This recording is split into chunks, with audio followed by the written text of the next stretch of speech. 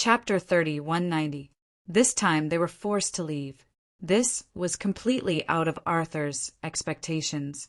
He did not expect that there would be such a powerful existence in the realm of the gods. Most importantly, the other party had the ability to leave the realm of the gods. If it were not for their bloodline of the gods that could stabilize the space-time tunnel, it would be impossible for them to leave the realm of the gods. However, even with the bloodline of the gods, each of them only brought out a dozen rank 9 martial artists. Looks like I have to investigate this guy, Arthur thought. Arthur thought to himself.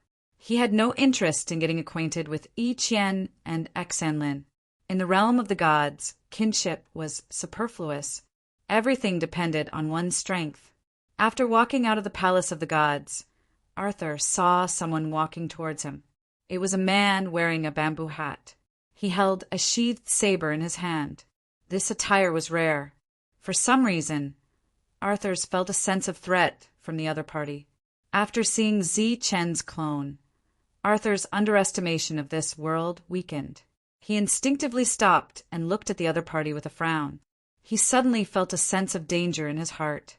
The rank 9 martial artists that Arthur brought also noticed the man in the bamboo hat. They all stopped and looked at him cautiously. The man in the bamboo hat had also stopped. He looked at Arthur and the others and said, 16. Who are you? Arthur shouted. The aura around him surged, and he got into a battle stance. At the same time, the 15 rank 9 martial artists that he brought with him all released powerful auras. Once the aura of the rank 9 martial artist was released, the surrounding space seemed to become extremely sticky. An invisible pressure spread in all directions. In the palace of the gods, Bahi and the others were surprised when they saw Arthur leave just like that. They didn't expect Zi Qin to be so powerful. Just one of his clones was enough to intimidate Arthur's and his group. They all went forward and bowed to the Netherworld clone. In these years, they had already figured out the relationship between Zi Qin and the goddess. He was the goddess's fiancé, but in reality, everything was decided by Zi Qin. It could be said that the heavenly god city belonged to Zi Qin in the future. Apart from that, they also knew about Zi Qin's deeds in the 10th domain. The war with the outsiders went on for years, and in the end, the outsiders were the ones to be defeated. At the same time, all of the cities he built were cities of peace and were filled with people. It could be said that Zi Qin himself was a powerful force. Many forces in the divine world fought with their lives on the line, but no one dared to provoke Zi Qin. You can't blame anyone for this. The person who came was too strong. It's only right that we didn't fight to the death. The Netherworld clone looked at the generals led by Bok and said, If there is anything else, remember to inform us as soon as possible. Sir, are you preparing to leave? Bok asked. The Netherworld clone nodded and said, The divine city still needs to be guarded, so we won't stay for long. Since Arthur's has already left, I believe that in a short period of time, before the Netherworld clone could finish his words, he suddenly turned his head and looked out of the heavenly god manor. In that direction, a powerful aura rose up. This aura spread out and covered the entire city. The hearts of Bahi and the others immediately tightened, and their breathing became stifled. The aura released by the 16 rank 9s was not suppressed at all, and the pressure was extremely terrifying. What happened? Butler Silio asked. All of you stay here. Don't go out. The Netherworld clone said, and then flew out of the heavenly god manor. At this moment, he no longer cared about the rules. However, just as he rose into the air, he saw a saber gleam shooting up into the sky. In that saber gleam, there were several rank 9s whose bodies had been cut apart. At the same time, the Netherworld clone heard a voice lingering in the heavenly god city. I'm a sword servant, rules overseer. I'm a sword servant, rules overseer. This was the bamboo hat man's response to Arthur's. At the same time, he drew his saber with his right hand. Retreat. When the other party moved, the sense of danger in Arthur's heart grew stronger, so he immediately retreated. At the same time, He did not forget to warn the people around him. His warning was timely, but not everyone retreated. Among them, 5 saw that the sword servant was about to attack, so they rushed forward. In the end, they encountered the saber gleam, and their bodies were cut in half. They came from the divine king's celestial territory and wore the sturdiest battle armor, which was of higher quality than this world's king armor, but they still could not block this saber. The surrounding Protoss had already retreated far away in fear. The aura from before had suffocated them. Clearly, these were the true powerhouses. However, they did not expect this strangely dressed bamboo hat man, who came from nowhere, to be so powerful. He killed 5 of them with one slash. They retreated again and again, all of them terrified. There had not been a battle in this city for more than 1,000 years. The last battle was more than 1,000 years ago, when a man named Zi-Chin fought in the city. Some people still vaguely remembered that at that time, the other party also wielded a saber, but it was an arrow that determined the outcome. Looking at this bamboo hat man now, it seemed that he was even more powerful than Zi-Chin back then. "You have broken the rules. I am ordered by the rules to eliminate you all," the sword servant said again, and the second slash cut horizontally. A saber arc scattered in all directions and swept into the distance. The advancing saber arc continued to expand. It was at least 1,000 feet long, enveloping the 11 people in the field. Including Arthur's, the moment the saber arc arrived, they felt as if they had lost control of their bodies. They could not sense the existence of power and could only watch helplessly as the saber arc extended in front of them. It was as if they had lost all the power they had worked hard to cultivate in the saber. Blood splattered everywhere. Among the 11 people, 10 rank, 9 powerhouses' bodies were cut apart. With 2 slashes, only one of the 16 rank, 9 powerhouses survived. That person was Arthur's. He was able to survive not because he was strong enough, but because at the critical moment, a force fell on him and brought him back. When Arthur's came back to his senses, he saw that the guy who had forced him out of the divine residence earlier, who was said to be a clone, was standing in front of him. "When did you provoke such an existence?" The Netherworld clone stared at the sword servant in front of him, his expression becoming extremely solemn. Arthur said angrily, "How would I know? I don't even know him. He said he was some kind of rule regulator and that I had broken some rules." At this moment, Arthur's was already regretting it. First, he had encountered the clone, and then he had encountered the even more terrifying sword servant. If he had known that the heavenly realm was so dangerous, he would not have come out no matter what. He had gone through so much trouble, but had almost lost his life. "Those who stand in my way die." The sword servant was obviously a man of few words. Even if it was a warning, he only said it once. He held the saber in his right hand, raised it high in the sky, and slashed downward. Chapter 30, 191. This attack had not locked onto the Netherworld clone before, so the clone could easily rescue Arthur. But now, after experiencing this attack personally, the Netherworld clone realized how terrifying this attack was. This attack had displayed the power of space to the extreme, and there was even an indescribable rule power. This rule power seemed to have surpassed the rule power that a godly king could control. In other words, this was the application of the laws of heaven and earth. Seeing that the attack was about to land, whether it was the Netherworld clone in front or Arthur behind, they could not move at all. At this moment, an endless amount of Netherworld power surged out from the Netherworld clone's body and turned into a giant Netherworld beast. When this giant beast enveloped the Netherworld clone's body, the oppressive force disappeared and the Netherworld clone quickly retreated. As he retreated, he did not forget to take Arthur with him. The attack landed on the ground with a strong gust of wind, blowing up a lot of smoke and dust. Seeing this scene, the Netherworld clone was even more shocked. He would not have been so surprised even if the previous attack had split the city into 2. But such a terrifying attack had been so easily withdrawn. This person's control of power had reached an extreme level. The sword servant who had put away his sword looked at the Netherworld clone and slashed again. This attack was still as powerful and terrifying as before, but as soon as the terrifying pressure fell on the Netherworld clone, it was shaken off by the Netherworld power. The Netherworld clone clenched his fist and punched out.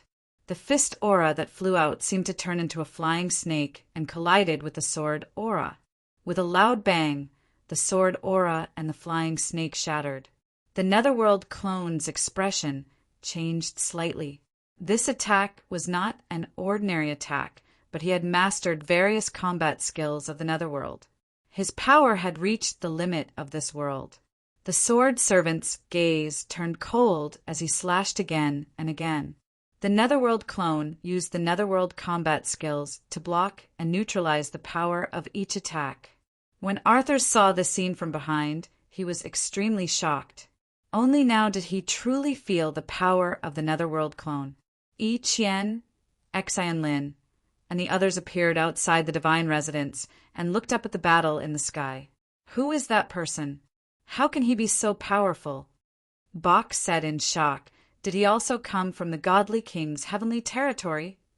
Yi Qian shook her head. She knew what kind of existence the Netherworld doppelganger was. If the other party could fight the Netherworld doppelganger to a standstill, one could imagine his combat strength. After all, the power of the Netherworld clone came from the Netherworld. There was only one Netherworld in this world, and it was in existence from the same era as Heaven Crushing. Yi Qian turned around to look at Heaven Breaker. Heaven Breaker also had a puzzled look in his eyes. Clearly, he didn't know who this person was either. Furthermore, Yi Qian discovered that the Netherworld clone was actually unable to do anything to the other party. In the blink of an eye, the two of them had exchanged hundreds of blows. The Netherworld clone, who had used a great deal of strength in each attack, gradually began to feel weak. However, the sword servant acted as if nothing had happened. Those who break the rules die. He put away his saber and stared at the Netherworld clone as he said coldly. Another slash came down. The world suddenly brightened, and the entire city was completely illuminated. Everything in the surroundings seemed to have disappeared. In the eyes of the Netherworld clone, there was only this blade left. His expression was solemn as a soaring serpent appeared behind him. The soaring serpent soared into the sky and collided with the saber ray with a hiss. Boom! Heaven and earth shook, and the entire city seemed to be on the verge of collapsing. The saber gleam disappeared, and the soaring serpent turned into energy and dissipated. A blood-curdling scream came from afar. The Netherworld clone turned around abruptly and saw that a second sword servant had appeared in the city for some reason. At this moment, he had already put away his saber and stood upright. In front of him, Arthur's had already fallen into a pool of blood. His eyes were wide open, filled with horror, and the light in his pupils had faded away. One sword servant was already on par with the Netherworld clone, and now there were two of them, one in front and one behind. The two sword servants stared at the Netherworld clone. Swoosh! Heaven Crushing transformed into a longbow with a shake of his body. The heavenly needle appeared on its own and was knocked on the longbow, waiting to absorb energy. One of the sword servants glanced at Heaven Crushing. Then his gaze fell on the Netherworld clone again. However, there was confusion in their eyes. Seeing that they had no intention of attacking again, the Netherworld clone asked, "Who are you?" "Sword servants, rule overseers. Everyone who breaks the rules must die," one of the sword servants said. The Netherworld clone's expression remained unchanged as he asked, "Do you mean that the few of them have broken the rules?" The sword servant nodded. The Netherworld clone's heart skipped a beat. He pointed at himself and asked again, "What about me?" There was confusion in the sword servant's eyes. After a moment, he shook his head. The Netherworld clone's mind immediately turned. He pointed at Cayman, who was not far away, and asked, "What about him?" The sword servant glanced at Cayman. His gaze made Cayman's heart tremble, and he instinctively wanted to retreat. The sword servant shook his head again. What if he becomes stronger? What if he's at the same level as them? The Netherworld clone quickly asked, not intending to give the sword servants any time to consider. Die. The sword servant said coldly, his eyes flashing with cold killing intent. The Netherworld clone nodded and said, I understand. The two sword servants glanced at the Netherworld clone again, their eyes still filled with confusion. The next moment, their bodies disappeared into thin air. The entire city was still quiet. The Protoss in the distance did not even dare to breathe loudly. The Netherworld clone turned around to look at the confused butler and asked, Butler, who else came back with Arthur's this time? The butler shook his head and said, I don't know. I didn't get to talk to him. He wanted to take over everything here by force as soon as he arrived. I overheard their conversation. It seemed that there were several other sons of God. Bach said, I think there was one called Kaget. The Netherworld clone looked at the butler, who shook his head to indicate that he had never heard of this son of God. Investigate this matter carefully. See if all of them have met with misfortune, the Netherworld clone instructed. Butler Cilio nodded. Deal with these bodies, then we'll return to Tree City, the Netherworld clone said. Several people immediately flew out of the divine residence to deal with the bodies. The rest of the matter was left to Butler Cilio. The Netherworld clone immediately led the people back to Tree City. After Heavenbreaker returned with his clone, he went to the divine residence again. Next, he needed to bring back the information that the butler had gathered. Zi-Chen had left the Divine King's celestial territory for a long time. Many of those who had followed him out back then had reached the realm of rank 8. As for rank 9, there had not been a single one so far. It was said that Tai Jian was about to break through the realm. If he guessed correctly, after Tai Jian broke through the realm, he would inevitably attract sword servants again. This was because rank 9 was not allowed to exist in this world. Chapter 3192. According to the clues obtained by Butler Cilio, these people had died at about the same time as Arthur's. In other words, sword servant was not a person's name, but a collective term. For example, the Heavenly God army left behind by the Heavenly God. Everyone in it was a Heavenly God army. To verify his guess, the Netherworld clone went to God King Sander and the others to ask if they knew what level of existence a sword servant was. In the end, no one knew the answer, not even the alien races. After the Netherworld clone returned, he called Iron Sword and told him not to break through the realm yet. At the same time, he also told him about the sword servants. When Iron Sword heard that several rank 9 powerhouses had been killed in one move, his face immediately turned pale. Spread the news. Tell everyone not to break through for the time being. Everything will wait until the real body breaks through, said the Netherworld clone. Naturally, this was a big deal. With these sword servants around, all rank 9 powerhouses would not be able to survive in this world for long. They would only need one move to end a battle. The clone had already broken through to rank 9.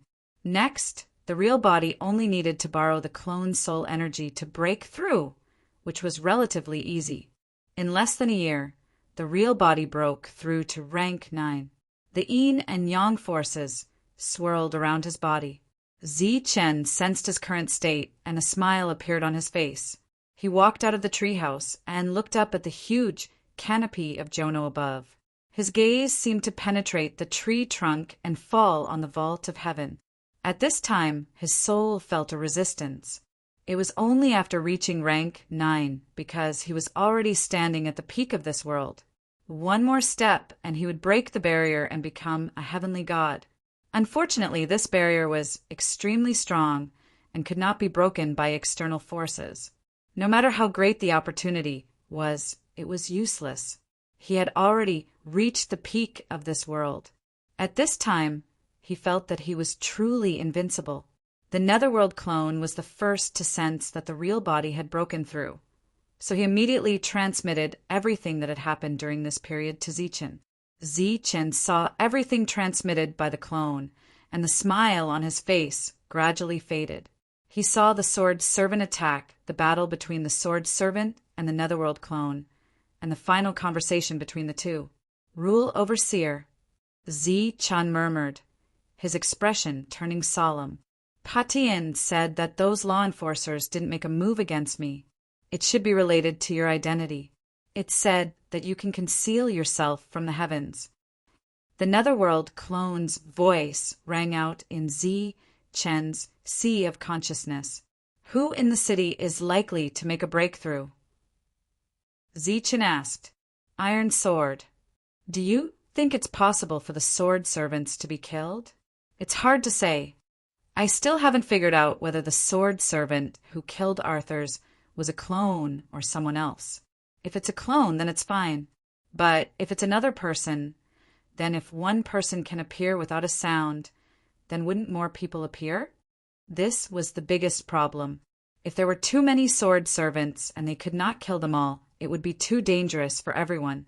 Zichen went to look for Su Mengyao. Regarding this matter, the two of them had to plan carefully. If it really didn't work out, they would have to send them away. Otherwise, if they continued to stay here, they would only die. Su Mengyao obviously already knew about this. She said, "The biggest question now is whether those Sword Servants are the Heavenly Realm's enforcers or the entire world's enforcers. If it's the Heavenly Realm, then they should only be in charge of this part of the world. Otherwise, they should be in charge of all places." Zichen frowned and said, "They can't possibly be everywhere, can they? Otherwise, how could those rank 9 survive?" "It's not the same. They may have their own duties," Su Mengyao said. Zichen nodded. This made sense. Su Mengyao said, "Besides sending them back, we have 2 other places we can try." "Which 2 places?" Zichen asked. "One is your world. It belongs to you and is complete. It should be able to avoid the Sword Servant's perception," Su Mengyao said. Zichen's eyes lit up when he heard this. His world was completely under his control. Outsiders did not have his permission unless they broke through the world barrier. That was his private territory. However, even if his world could shield the Sword Servant's perception, there was nothing in his world. Those rank 9s might as well return to the godly monarch's celestial territory rather than stay in his world. As if she had guessed Zichen's thoughts, Su Mengyao continued, "The second place is to send them to the Life Star." "The Life Star?" Zichen was stunned when he heard this. "That's right. You're defiant on the Life Star. The rules there are controlled by you. You've broken through this time. When you return to the Life Star, the world rules there will also be complete. It can be said that the Life Star is your world. Even if those Sword Servants were to monitor it, they probably wouldn't be able to monitor that place." During this period, there was also the Thunder God Temple that they could go to, but Su Mengyao did not say this. This was because it was the same as going to Zichen's world. She believed that those rank 9s would definitely not be willing. Looking at Zichen, who was deep in thought, Su Mengyao said, "During this period, we can find a rank 9 to try. Let him stay in this world first, and then go to the Life Star.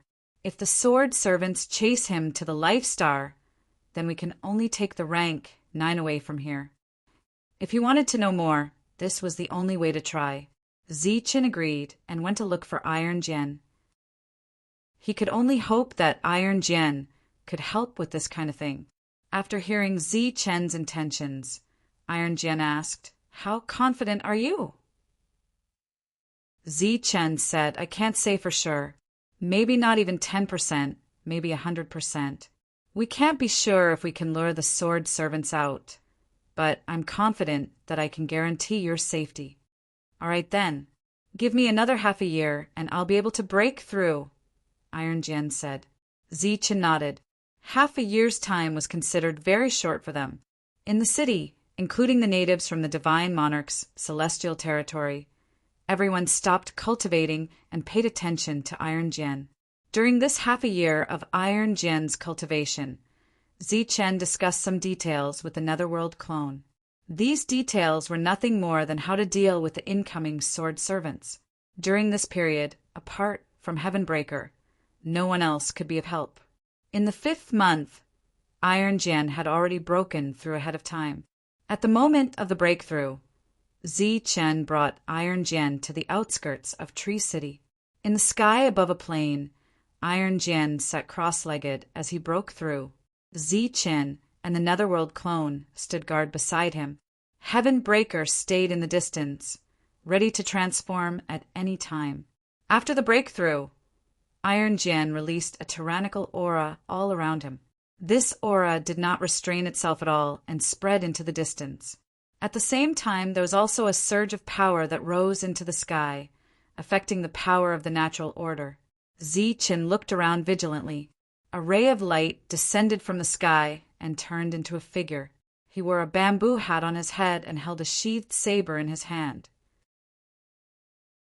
Chapter 30, 193. When he saw the sword servant appear, Zichen's pupils shrank. The Netherworld clone stepped forward in a flash and stopped the sword servant.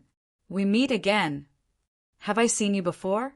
The sword servant looked the same, confusion written all over his face. They had the same face, but obviously the two were not the same person. Or rather, the sword servant did not have any memories. "What are you doing here?" the Netherworld clone asked. "Those who break the rules die." The sword servant stared at the Netherworld clone and said coldly, "Those who block the rules die." The Netherworld clone took a step back and asked again, "Are you the Heavenly Realm's guardians or this world's guardians?" The Netherworld clone did not wait for a response. The sword servant unsheathed the long sword in his hand and slashed at the Netherworld clone. Buzz! Netherworld power swirled around his body, breaking free from the binding of the invisible force and throwing a punch. With a loud bang, the fist and sword gleam shattered. Next to the iron sword, a black hole appeared and swallowed the iron sword. Having lost his target, the sword servant was stunned and looked a little confused. The Netherworld clone said with a smile, "Look, the one who broke the rules has left." The sword servant looked around and could no longer see the iron sword. The confusion on his face gradually turned into coldness. "Those who block the rules die." He did not leave and swung his sword again. The Netherworld clone snorted coldly. Netherworld power rose from his body and turned into a huge flying serpent. The flying serpent opened its bloody mouth and swallowed the sword servant. The sword servant's sword slashed the flying serpent, but could not completely destroy it. The flying serpent's surface dimmed, but its speed did not slow down at all. A vortex appeared in its mouth and swallowed the sword servant. A light suddenly appeared on the sword servant's body. His body seemed to have teleported and appeared in the distance. In the distance, Zichen's expression changed slightly.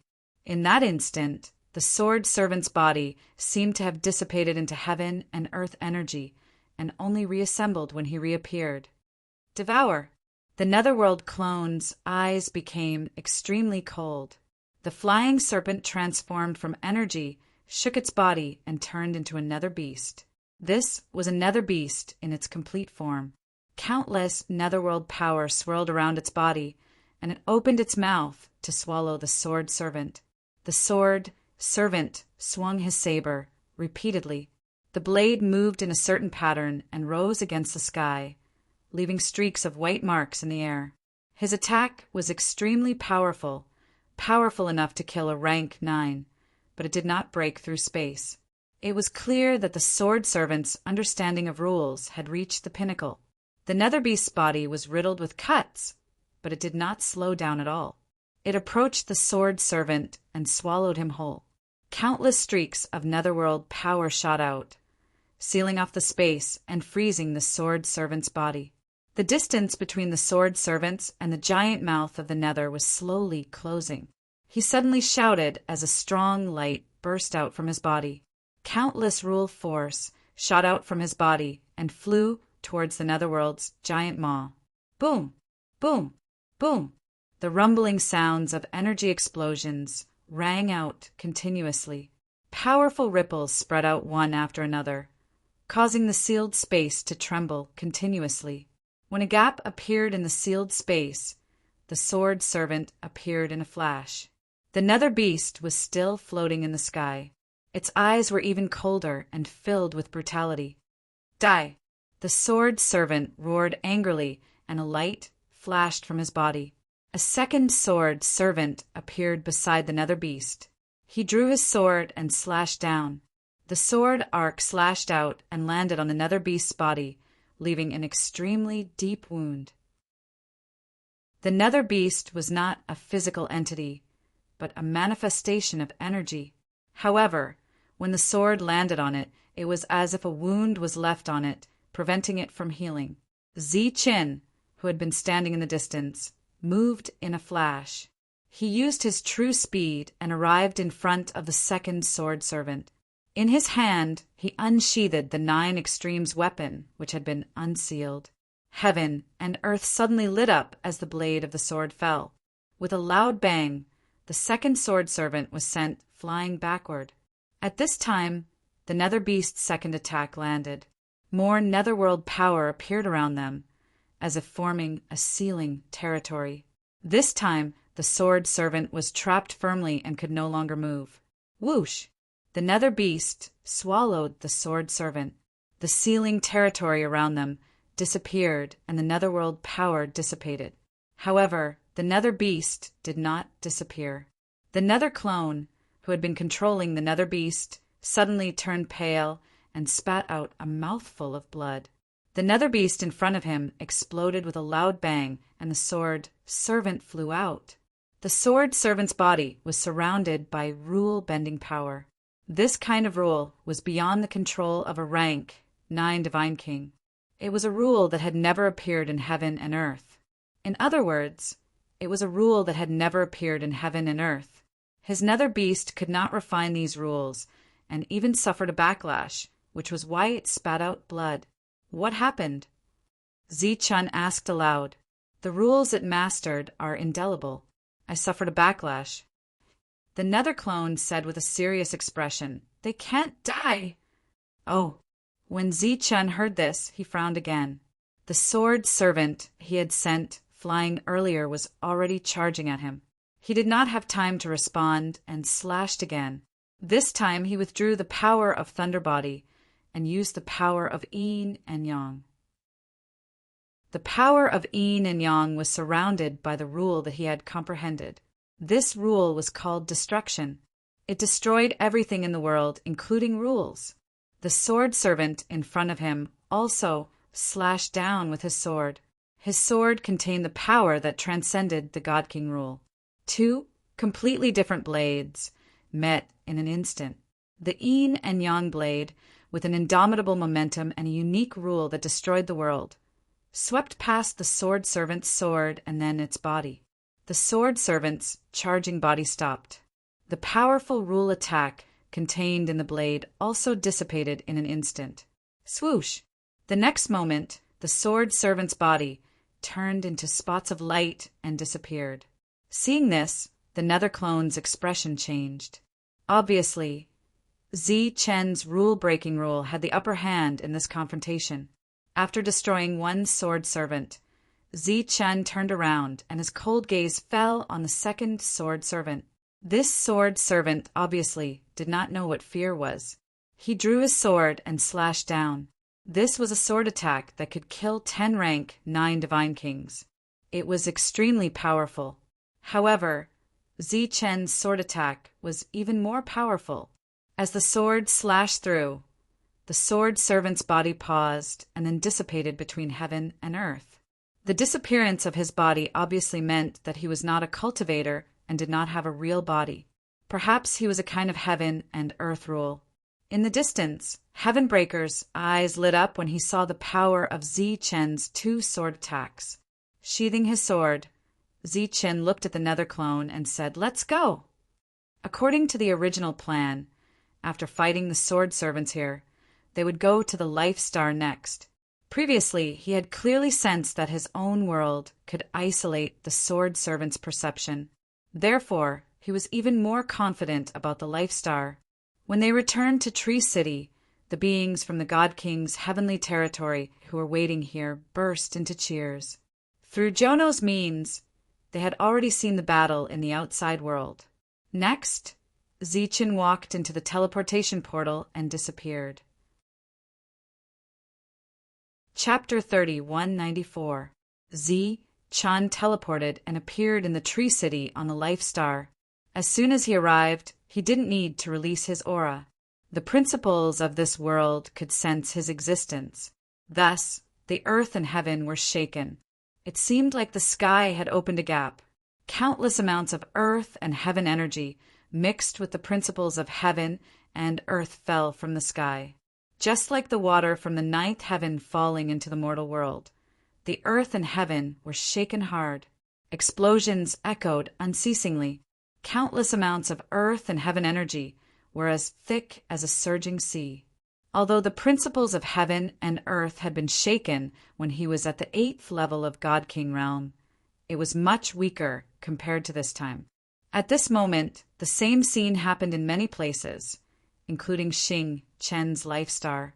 All creatures lifted their heads to look at the sky, watching the torrential river of energy. Water vapor hit their faces. That water vapor was the pure earth and heaven energy, which made people feel refreshed. Most creatures weren't unfamiliar with this situation. It was because the heaven-defying expert on the Life Star had grown again.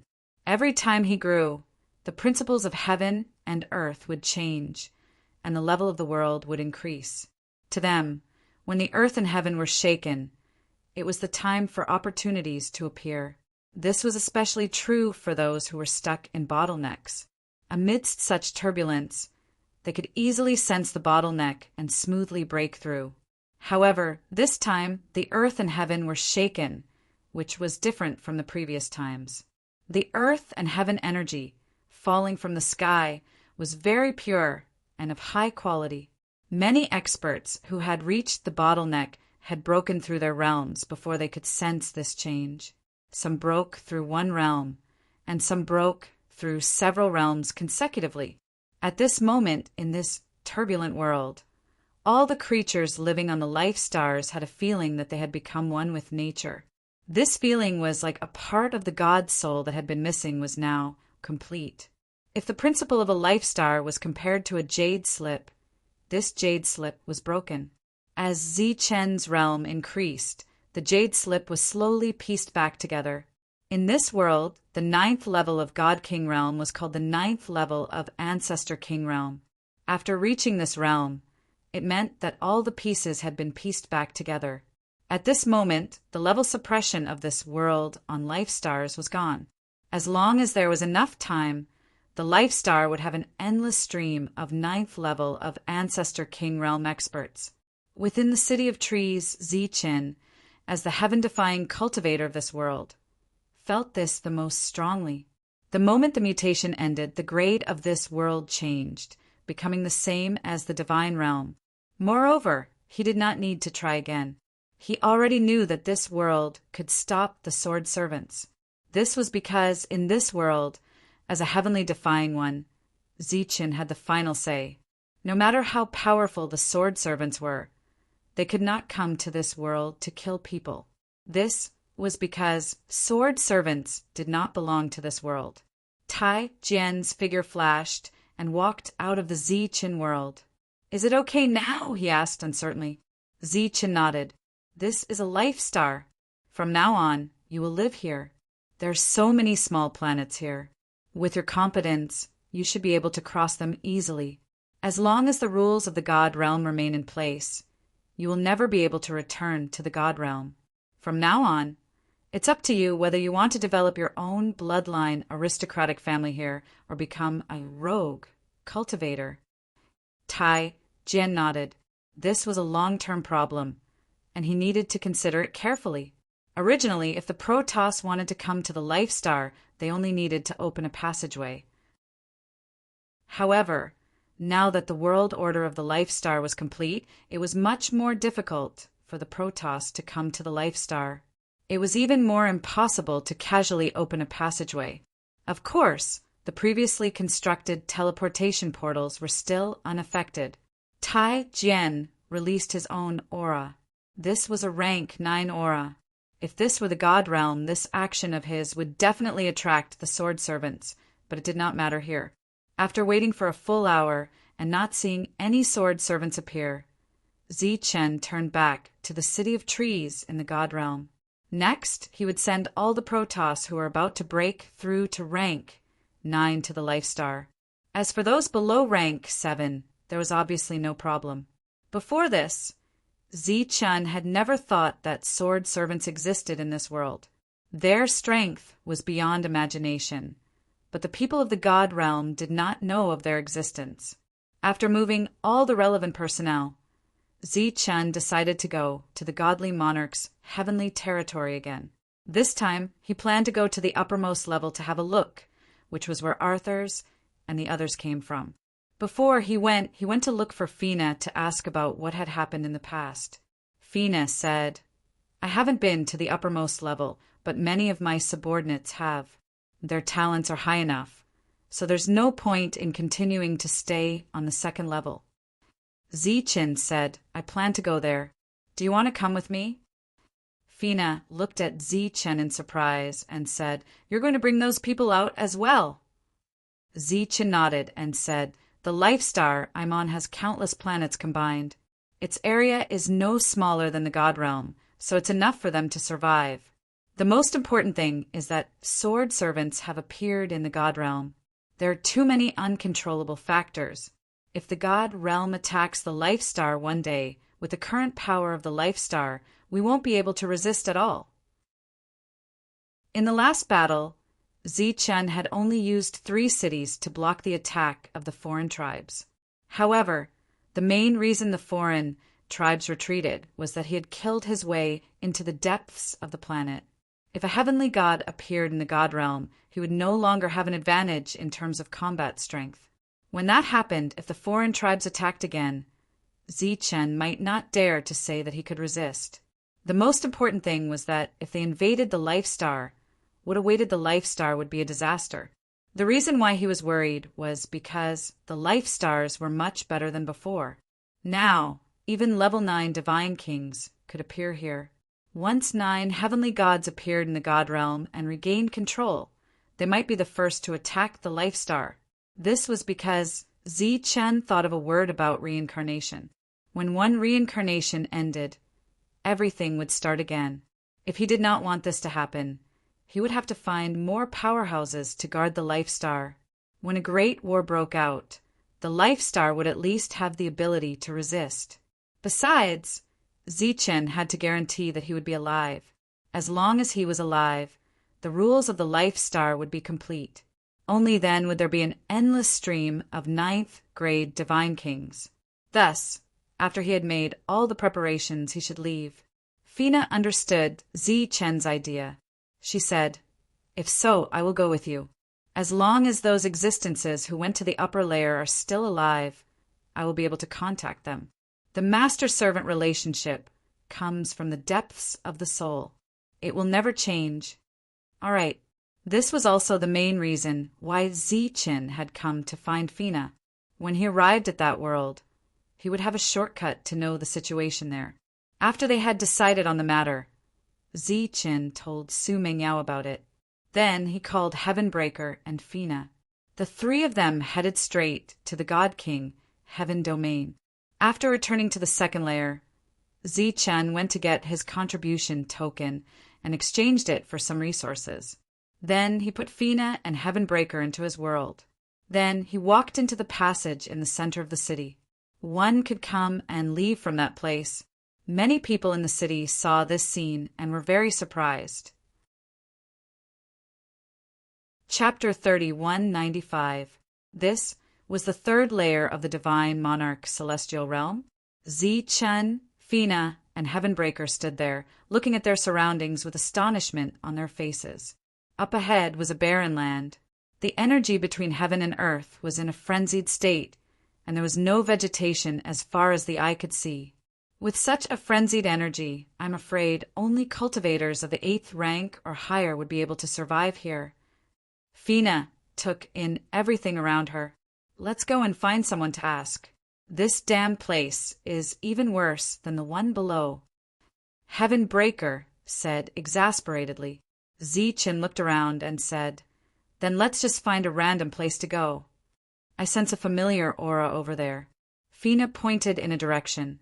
The familiar aura Fina sensed naturally came from those foreign races. The 3 of them flew forward.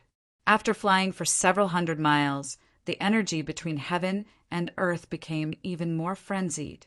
After flying for several dozen miles in the frenzied energy, Zichen saw a huge storm appear up ahead. That storm directly tore through space. A storm that can tear through space? Just how powerful is that? Zichen's expression changed slightly. That storm connected heaven and earth, directly entering the void. Rumbling sounds continuously came from afar. As long as there was such a thing in this area, it would be very difficult to survive. Immediately after, a scene that shocked Zichen appeared. He saw that within the twisting storm, a black shadow actually appeared. It was a huge beast. Its body was huge, like a huge mountain peak. It appeared from the storm and looked around blankly. Perhaps it was an illusion, but Zichen felt that it saw him. Its eyes were cold and filled with cruelty. However, before he could confirm whether that huge beast saw him, a group of people suddenly appeared in front of him. Compared to that huge beast, those people seemed very small.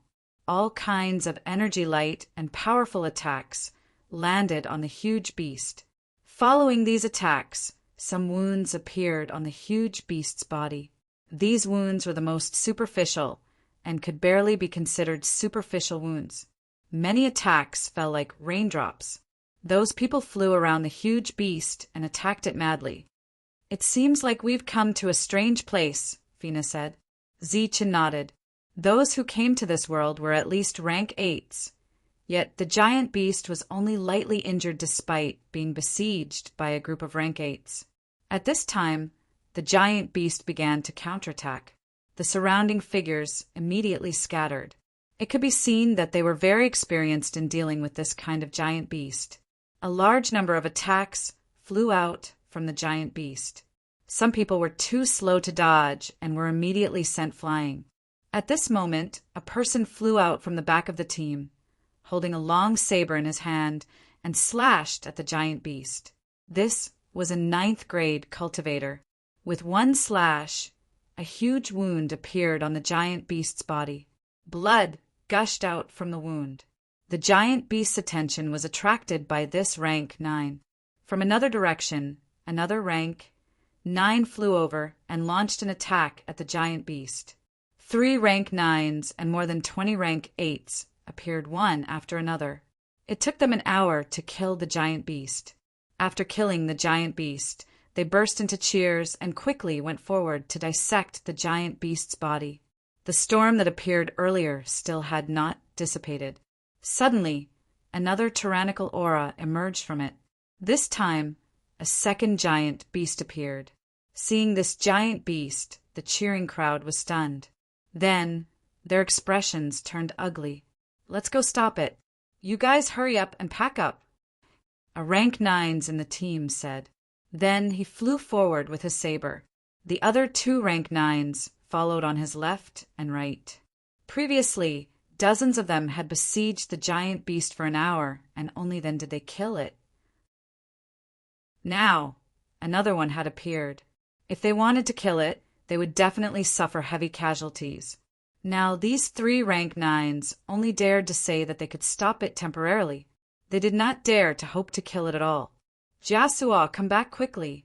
Not 1, but 2 giant void beasts. A loud shout came from behind. They saw a brawny rank 8 shouting, "Put down the things in your hands and run. If you don't want to die, run faster." The rank 9s named Jiasua saw that another giant void beast had appeared in front of them. After this giant beast appeared, his gaze fell on the 3 of them. being stared at by two giant void beasts. The three of them felt as if they had fallen into an ice cellar. Their bodies seemed to be out of control. In this state, they would suffer heavy casualties if they faced one beast. Facing two of them would only result in complete annihilation. Let's go! The three of them retreated without hesitation. However, having been targeted by the giant void beasts, they might not be able to escape. Hurry up and run. Wu Shi, what are you doing?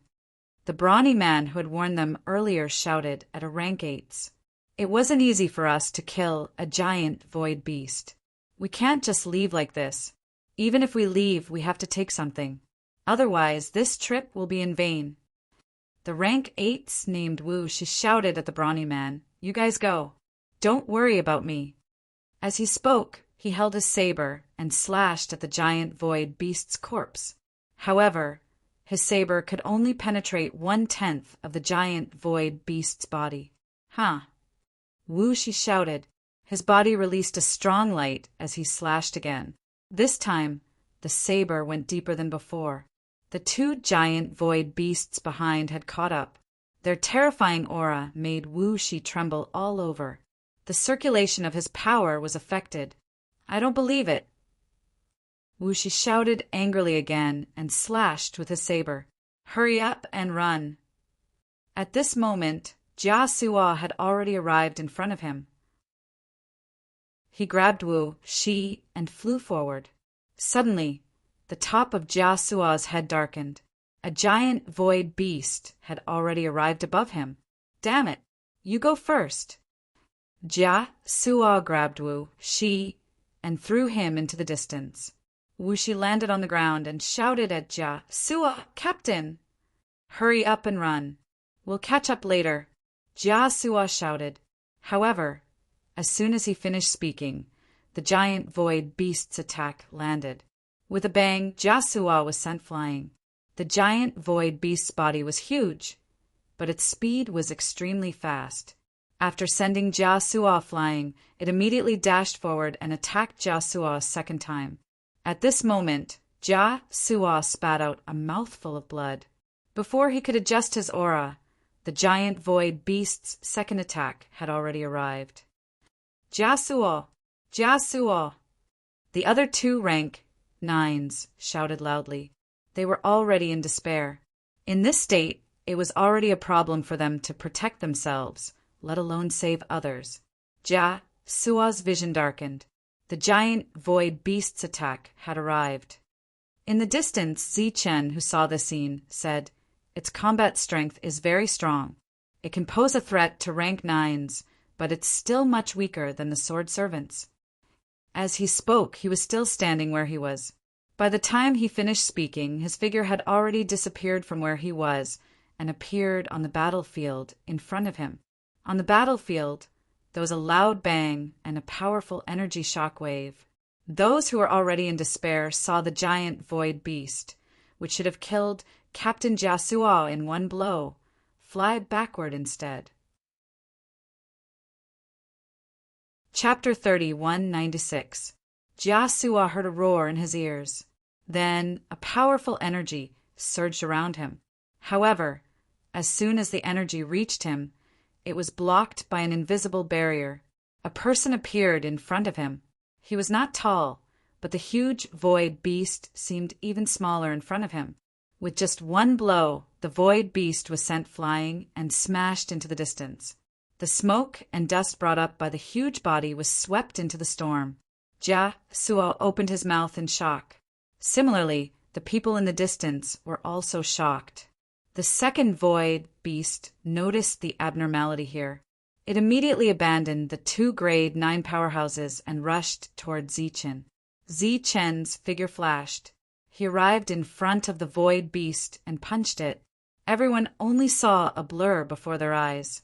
That person disappeared. When he reappeared, he was already in front of the void beast. They could also teleport like this in other places. However, within the range of the spatial distortion caused by the storm, their speed would be greatly suppressed. It was impossible for them to teleport to this extent. Boom! Another roar came from the sky. It was like a sudden clap of thunder. The second void beast crashed to the ground. Blood kept spurting out of its mouth and nose. Another punch repelled the void beast. Then these people saw a scene that they would never forget. They saw the black-robed grade 9 powerhouse appear in front of the void beast again and punch it again, punch after punch. In their eyes, the extremely dangerous void behemoth was currently being punched by his opponent. With each punch, there would be a clap of thunder. Previously, the void beast could still roar a few times. However, after 5 or 6 punches, the void beast stopped roaring. Its huge body also stopped struggling. It was dead. It was smashed to death by a fist. Seeing this, the other void beast was about to escape. Trying to escape? A smile appeared on the corners of Zi-Chen's mouth as his figure flashed and disappeared into thin air. Boom! Another roar came from the distance. The void beast that rose into the air was smashed to the ground. Next, the thunderous fists landed on the void behemoth's body continuously, and the rumbling sounds rang out again. Every time his fist landed, everyone felt their hearts beat violently. The scene before them had completely exceeded their understanding of strength. They had stayed in this world for an extremely long time, so they had naturally seen powerhouses before. However, among all the powerhouses they had seen, there was absolutely no one who could smash a void beast to death with just a fist. Could a 9th grade divine king really achieve this? Or perhaps the other party was a heavenly god who was even more powerful than a 9th grade divine king? The rumbling sounds disappeared as the 2 void beasts were killed by Zi-Chen. Zi-Chen turned around and looked at the dumbfounded crowd in the distance. He said, "Who can tell me what is going on?" At this moment, these people were all dumbfounded. They also wanted to know what was going on. Jarsel reacted quickly and immediately stepped forward to express his gratitude. Zi-Chen nodded and said, "I just came here. Tell me about the situation of this world." As he spoke, he waved his sleeve and rays of the power of rules fell on the void beasts. These rules wrapped around the void beasts' bodies and disappeared. Jarsel was even more shocked when he saw the scene. Zi-Chen did not know what level of existence this void beast was, but when they fought earlier, he could sense that there was a vast amount of energy in its body. It was extremely valuable. Its body was like a mountain, but it was extremely heavy. Even though it was dead, its body still contained the power of rules. After seeing Zi-Chen take away the 2 void beasts, everyone was extremely shocked. This was because they did not have the ability to take away the complete void beasts' bodies. Otherwise, they would not have dissected them earlier. Usually, when danger came, they would directly abandon the spoils of war and flee. "My lord, this is the Divine King's celestial domain," Jarsel said. Zi-Chen smiled and said, "I know. Tell me the details. What is the situation of this world? How many cities are there in total?" Although this question was very strange, Jarsel still answered it. "There are no cities in this world," Jarsel said. "No cities." Zi-Chen could not help but be startled when he heard this. Jarsel sighed and said, "Yes, there are no permanent cities, but there are temporary camps. Those camps are not more than 100 years old." "Why is that?" Zi-Chen asked, puzzled. "There are no mineral veins in this world, nor are there any other strange beasts.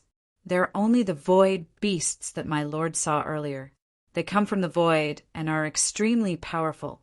With these void beasts around, no city can withstand them. Moreover, the void storms are also very terrifying. They are constantly moving within a certain range, so no city can last for 100 years without collapsing.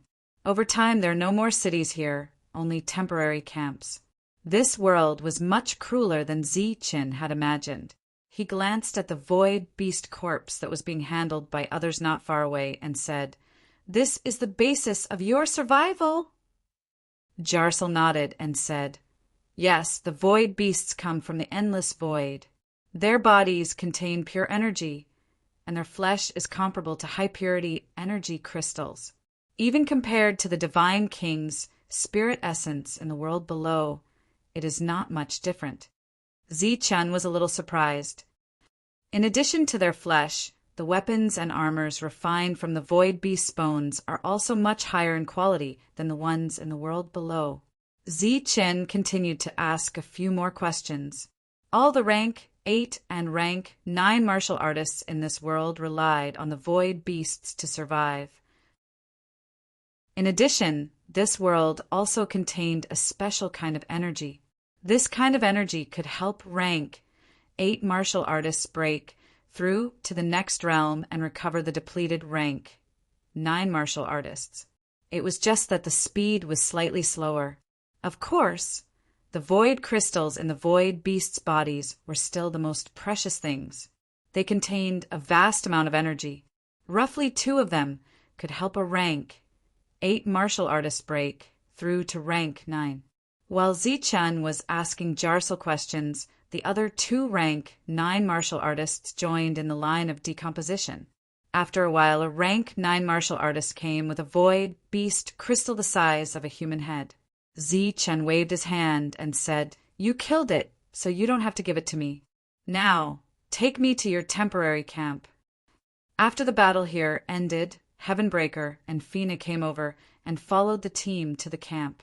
As it turned out, the rank 9 martial artists living here gradually noticed the traces of the Void Storm's movement. Before the storm arrived, they would leave in advance. They were considered a mercenary team, and such teams were the most common in this place. They survived by hunting void beasts. This time, they had successfully hunted a void beast. Putting aside the loss of equipment, everyone had gained a lot. According to Jarsel, as long as they were frugal, they would not have to go out in the next few years. Chapter 30, 197. The so-called campsite was just a place where people gathered. Other than the buildings, there were no corresponding walls. When the storm comes, everything around will turn into nothingness, so there are no walls or real buildings here, Jia Suo explained. Indeed, there were no real buildings. Some of the buildings here were formed by energy and required energy to maintain. Some were spatial objects, such as the hall that Zichen had used the most. This campsite was very lively. There were many people inside and various shops. It looked like a small town, and there was even a tavern. The rest of the team went to deal with their harvest, while Jia Suo invited Zichen and the other 2 for a drink. Zichen nodded in agreement. It was hard for him to refuse such kindness. The tavern was not big, but there were many people. As soon as the door opened, a noisy noise came out. Zichen furrowed his brows slightly at the sight of such an environment. The originally lively tavern instantly quieted down. Everyone looked in Zichen's direction, and their gazes immediately fell on Fei Na. In this place, the goddess tribe was extremely rare, let alone a beauty like Fina. Jia Suo, where did this little beauty come from? I haven't seen her before. A burly man sitting in front of the bar asked directly, his eyes roaming over Fina. Huji, if you don't want to die, shut your mouth. This sir and madam are just here to take a look. Jia Suo looked at the burly man and shouted angrily. The burly man's expression changed slightly, and then he looked at Zichen. He was very familiar with Jia Suo. Jia Suo was not only a rank 9, but his combat strength was also very strong. To be called sir by Jia Suo, who was either a fat sheep or a strong warrior. However, those who could come to this world were obviously not just fat sheep. It was the latter. As a team leader, Jia Suo was quite famous in this campsite. His sir made these people's eyes fall on Zichen, which saved them a lot of trouble. Fina smiled, and the whole tavern seemed to light up. Zichen didn't fuss over the fact that Jia Suo addressed him as madam. He couldn't possibly explain it to Jia Suo patiently. Heavenbreaker harumphed coldly in dissatisfaction. Someone as powerful as him was clearly being ignored again. However, it did not transform into a human form. It had always been in the form of a pet, so it was naturally ignored. As Jia Sua's gaze swept across the room, a table immediately became empty. With a flick of his finger, four fingernail-sized crystals flew out and landed on the bar counter. This was the most appropriate use of void crystals. No one would be so extravagant as to use them for cultivation. Here, it was the most valuable currency. Soon, 4 cups of wine were served. Although the surroundings were once again filled with discussion, it was much more restrained than before. Heavenbreaker took a sip and spat out the wine. What the hell is this? Is it even drinkable? The surroundings became quiet once more. One had to know that Jia Sua had bought this wine with a crystal. It was the most expensive wine in this place, so it naturally tasted extremely good. Yet, such a pet was directly rejected. This caused many people's expressions to become unnatural, boring. After saying that, Heavenbreaker's figure flashed and disappeared. He had entered Zi Chen's world. Not bad. Zi Chen took a sip and said with a faint smile on his face. The people around him, clearly, heaved a sigh of relief. Have you guys always lived like this in this world? Zi Chen asked Jia Sua as he put down his cup. What else can we do if we don't live like this? This is how this world is. Jia Sua sighed and said helplessly, if I had known that this world would be like this, I would have stayed in the lower levels and never come up.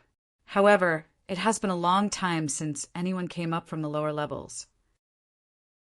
Perhaps they have already been destroyed by those foreign race bastards. Hearing the words foreign race bastards, Fina raised her eyebrows slightly, and a murderous aura appeared in her eyes. Jia Sua cast a knowing look at Fina. Clearly, he mistakenly thought that Fina also hated those foreign race bastards. Zichen said without batting an eyelid, the environment here is so bad, yet you guys are still fighting. Jia Sua smiled bitterly. We don't fight anymore, but there is still a lot of friction. Speaking of which, everyone here can be considered to be able to get along peacefully. Everyone's common enemy is the void beasts. Our goal is to survive. At this moment, the discussions around them were still very soft and had even stopped. Zi Qin and Jia Sua's conversation had not been deliberately blocked, so everyone had heard it. However, everyone was very puzzled. This was obviously a rank 9 being, yet it sounded like he did not understand this world at all. Sir, I think you are a rank 9, right? Jia Sua could no longer hold back his curiosity and asked directly. Such a respectful tone caused the expressions of many people in the surroundings to change again. That's right. Zi Qin nodded slightly. He had not drunk any more of that wine after taking that sip. It did not taste good. Sir, you seem to not understand this world at all, Jia Sua said again. Yes, I only arrived yesterday. Zi Chen's answer made everyone's expressions change. He had only arrived yesterday, yet he was already a rank 9. How was this possible? For a moment, everyone's faces were filled with doubt. Of course, there were also doubts.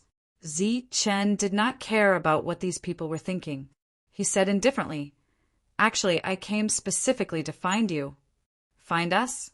Jia Sua was stunned when he heard this. The others became extremely vigilant.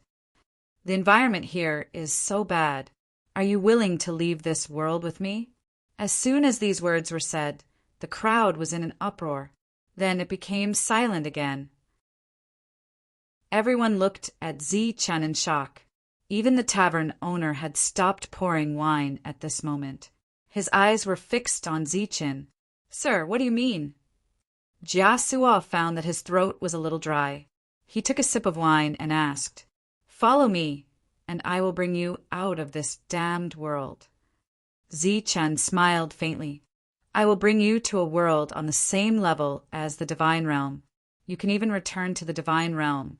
But the prerequisite is that you are not afraid of being slaughtered.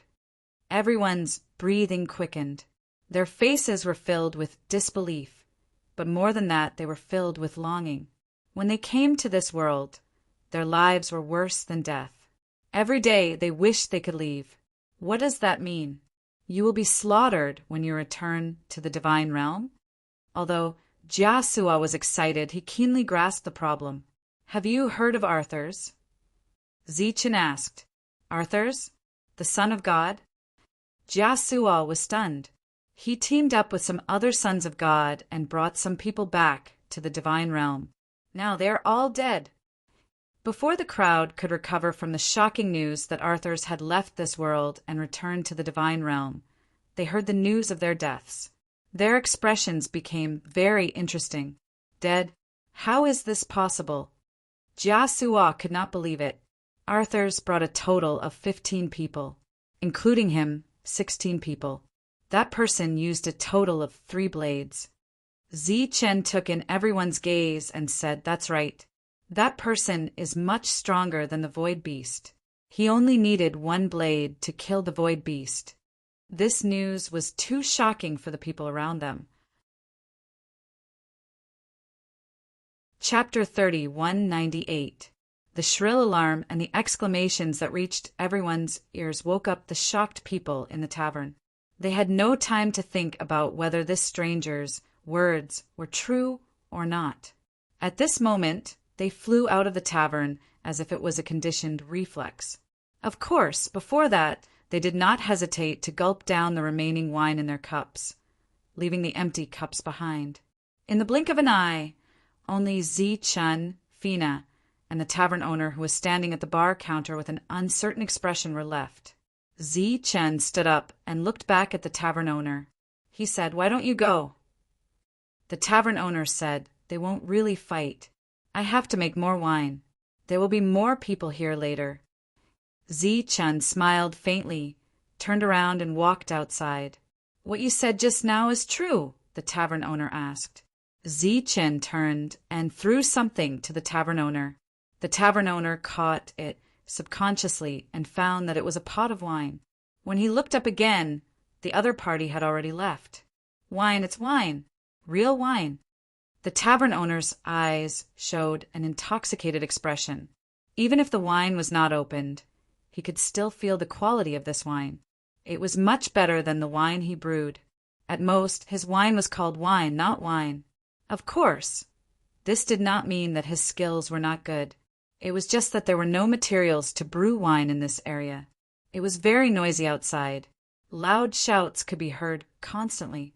Zichen and Fina walked outside.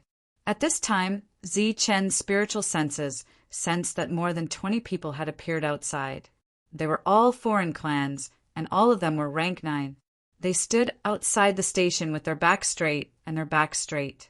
They were lined up in a formation like soldiers waiting to be inspected. They did not respond to the scolding and cursing. Zichen walked forward.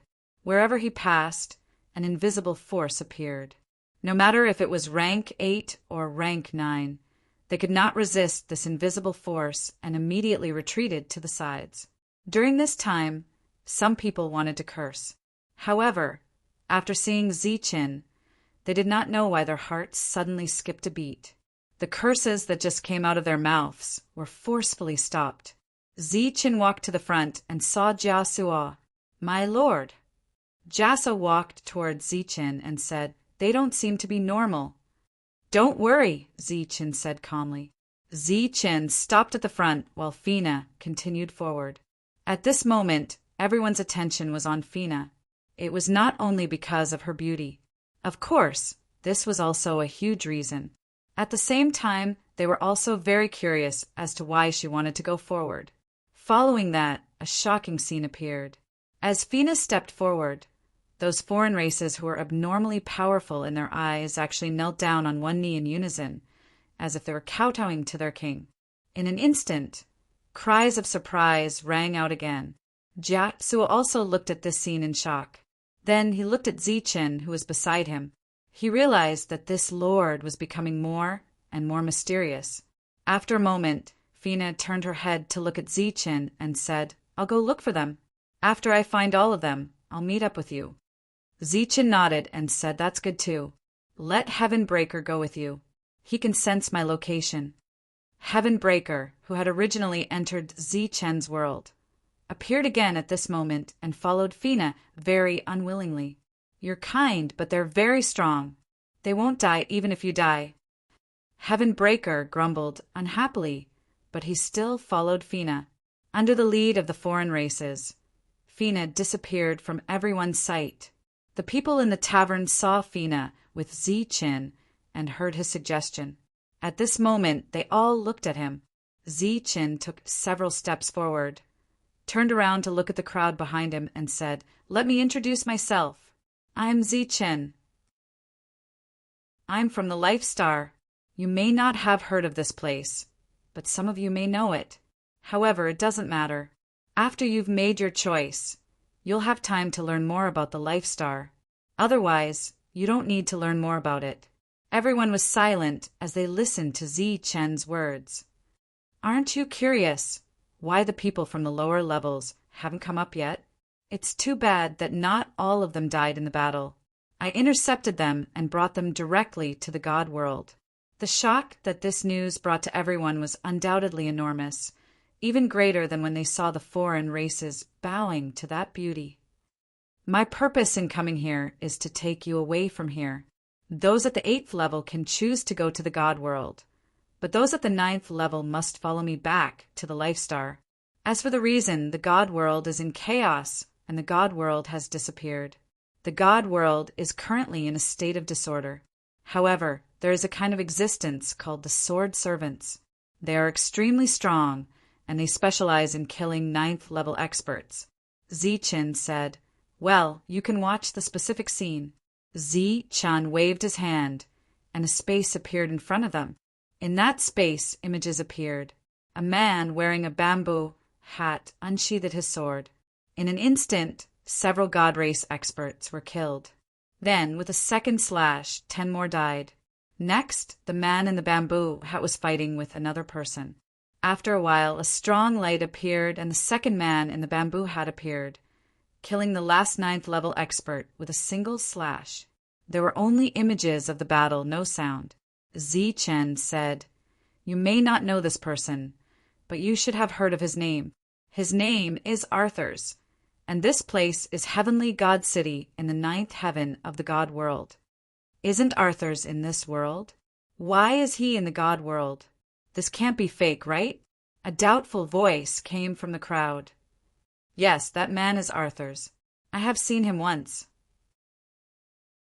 A 9th level expert in the crowd said, "Even if he looks the same, there is no guarantee that this is true, right? What if it's a scam?" Obviously, there were still people who didn't believe it. Zi-Chin smiled and didn't care about everyone's doubts. Jia said, "I believe that what the Lord said is true." "Why?" "Jia Su'a, you are not a careless person," someone asked. "Because just yesterday, the Lord saved my life from the hands of a void beast. Moreover, I saw with my own eyes that the Lord killed 2 void beasts with just his fists. There is no need for such a strong person to deceive us, because if he wants, he can easily slaughter us." "What?" As soon as this sentence came out, it caused a great shock. They, who lived in this world, knew very well how powerful the void beasts were. Even if several 9th level experts joined forces, they would need to use all their strength to kill one. They had never heard of anyone who could kill a void beast with just his fists. Even the Son of God didn't have this strength. Chapter 30, 199. If they could leave this place, of course, they would be happy because this world wasn't suitable for living. However, as they had lived in this world for so many years, they had never relaxed their vigilance. One of them said, "There shouldn't be such a good thing in this world, right? What's your purpose?" Zi-Chan noticed that many people had doubts in their eyes. Apparently, they were more skeptical than excited. He chuckled and said, "It's simple. When the Life Star is in danger, I need you guys to fight and protect the Life Star. Of course, the enemies won't be as strong as the Bamboo Hat Man, but I'm sure there will be many level 9 warriors. They could be the God Clan or the alien tribes." "Alien tribes? Isn't that man from the alien tribe? What's his relationship with you, Master?" asked another one. "She's my friend. Naturally, the non-humankind beings. she leads are my friends as well. She's not from the alien tribes of the God world. She's from the lower level. The alien tribes of the God world are my enemies. Zichin said, Of course, it's just my guess. Perhaps they won't attack the Life Star. At that time, you don't need to do anything for me. You will be free. At this moment, a level 8 God warrior walked out. He looked at Zichin and said, I know the Life Star. It's made of countless planets. There are 2 famous places, the Sky Martial Continent and the War Martial Continent. However, as far as I know, those worlds are low-level. They're just suitable for living. Perhaps their conditions are better than this place, but their energy is much weaker than this place. Zichin looked at him and smiled. So, you belong to a clan of the Starry Sky race? That's right. Level 8 nodded. Zichin looked at him and continued. If so, you should know that the Life Stars have the Heaven-defying warriors. Or, are you also a Heaven-defying warrior? The other changed his visage, beaming a forced smile. What are our Heaven-defying warriors? They call themselves that. However, he got it quickly, asking in astonishment. Could it be? Zichin nodded with a smile. It's impossible. That Heaven-defying warrior. The other was astounded. He knew the Life Star well. He was also a Heaven-defying warrior. He had participated in the operation to encircle the Heaven-defying warriors. Of course, this Heaven-defying person could be from the previous generation or the generation before that. However, this did not hinder his knowledge and understanding of Heaven-defying beings. It was impossible for Heaven-defying beings to become gods. Zichin smiled. Nothing is impossible in this world. The Life Star in the low-level world you mentioned is far beyond your estimation. Yeah, if you know about Life Stars, you can explain to us. He then turned his head and looked at Jasso. Jasso, I'll leave it to you to inform everyone. If you want to leave with me, pack up your things and we'll go to the next place. If you don't want to leave, you can stay here. The flow of time here is 10 times slower than in the divine world. 1 day here is equivalent to 10 days in the divine world. So I can only give you 2 days. Yes. Jarso quickly nodded. When Zichin returned to the tavern, he saw that the owner of the tavern was packing up his things. Where are you going? Zichin asked. Of course, I'm going with you, sir, said the tavern owner. I've had enough of this shabby place. Zichin smiled and said, To be able to make wine in such a harsh environment, your winemaking skills are very good. Although it's not tasty, it's unique. The tavern owner smiled embarrassedly. Sir, you're overpraising me. My little tricks are... Before he could finish, the tavern owner's eyes brightened. Then he clasped his fists at Zichin sincerely. Thank you for your advice, sir. Then the tavern owner didn't pack his things anymore. He immediately walked out of the tavern while shouting, Deal with the wine. You can exchange the materials for the wine. Currently, the wine didn't taste good because this world didn't have any other materials. However, once they reached the Life Star and had other materials, the wine would taste better. The pure energy in the wine would increase the price several times. Besides, it also meant that the wine would be rare. Obviously, once he left, he wouldn't be able to return. Then he would definitely be able to sell the wine for a sky-high price. Zichin, who had originally planned to go to the depths of this world, suddenly changed his mind. He called Jia Sua over and ordered, Let your men spread the news. Instead of searching for them one by one, it's better to let them come here themselves. Jia Sua understood Zichin's meaning and immediately went to do it. 2 days obviously didn't count. Zichin asked again, In this region, which place has the most void beasts? Jia Sua guessed Zichin's intention and said, That place is the depths of this world. The storms there are endless, and the void beasts there are the most. Jia Sua pointed out the direction to Zichin. Zichin nodded and disappeared. You have full authority to arrange for everyone who comes here. Take this thing. Crush it if there's any danger. I'll sense it. Zichin's voice resounded. A crystal fell from the sky and was caught by Jia Suo. Obviously, this lord didn't want to waste time looking for people, so he was waiting for them to come. This lord should have gone to kill the void beasts. Thinking of how powerful this lord was, Jia Suo observed 3 seconds of silence for those void beasts. Following Jia Suo's instructions, Zichen used world teleportation to go deeper. Soon he saw a huge storm. Rather than saying that this was the depths of this world, it was better to say that this was the end of the world. It was a dangerous place where almost no one dared to come. Those who could come here were naturally experts among experts. In the storm that connected heaven and earth, void beasts constantly appeared. They bobbed up and down in the storm. Obviously, the terrifying storm couldn't stop them. Soon, they noticed the appearance of Zichen, a human. In an instant, many cold eyes fell on him. Zichen stood outside the storm, quietly looking at these void beasts. The sound coming from the storm became louder and louder. It was as if countless thunderbolts had exploded in the sky. It was deafening. The black holes in the sky continued to expand, extending toward him. Those void beasts were borrowing the power of the storm to move forward at an even faster speed. His black robe fluttered, and his black hair danced wildly in the storm, covering Zichen's eyes. More than a dozen void beasts appeared from the storm, bringing with them an extremely tyrannical might of heaven and earth as they charged toward Zichen. Zichen quietly looked at the scene, and a faint smile appeared at the corner of his lips.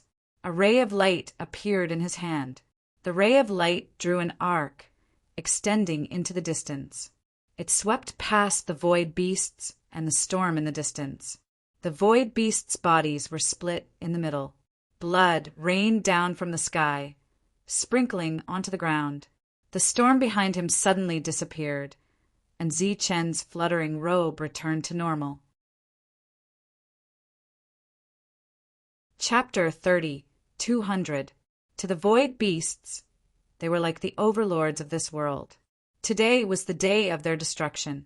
A human killed more than a dozen of their kind with just one slash. Of course, this was not the end, but the beginning. After this human sheathed his long saber, he flew forward and rushed into the storm. This storm was a place that humans never dared to step into. It was like a forbidden area, but this common sense was broken today. Next, the end of the void beasts arrived. A ray of light appeared in that person's hand. That was the long saber being unsheathed. Unfortunately, no void beasts could see this action clearly. The ray of light disappeared, and that person stood in the void.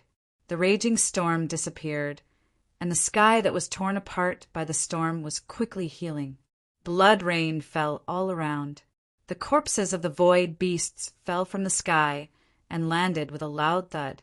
Logically speaking, such a terrifying attack should have consumed a lot of energy. However, he did not seem to have consumed any energy. His expression was normal as he entered another storm.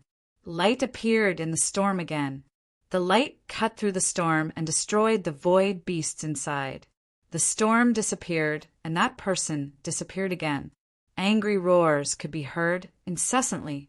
Those were the sounds of fear made by the void beasts. The storm around them became more intense. These void beasts wanted to escape. At this moment, the world suddenly became quiet. The storm seemed to have stopped. A ray of light went straight forward from one edge of the storm to another. As the ray of light penetrated the storm, the rumbling sound was heard again. However, this was no longer the sound of the storm raging, but the sound of it dissipating. The storm disappeared. Countless blood rain fell and gathered into shallow pools. This storm group that had existed for God knows how many years. This place that was called a forbidden area by all the God clan returned to peace. Zichen, who began to collect the void beasts' corpses, came to a conclusion. The void storm appeared because of the void beasts. It could be said that they could tear space and descend from the void. The storm was created because of their existence. He had gained a lot this time. Although these gains were useless to him, They could help Tyrant and the others to advance quickly if he took them back.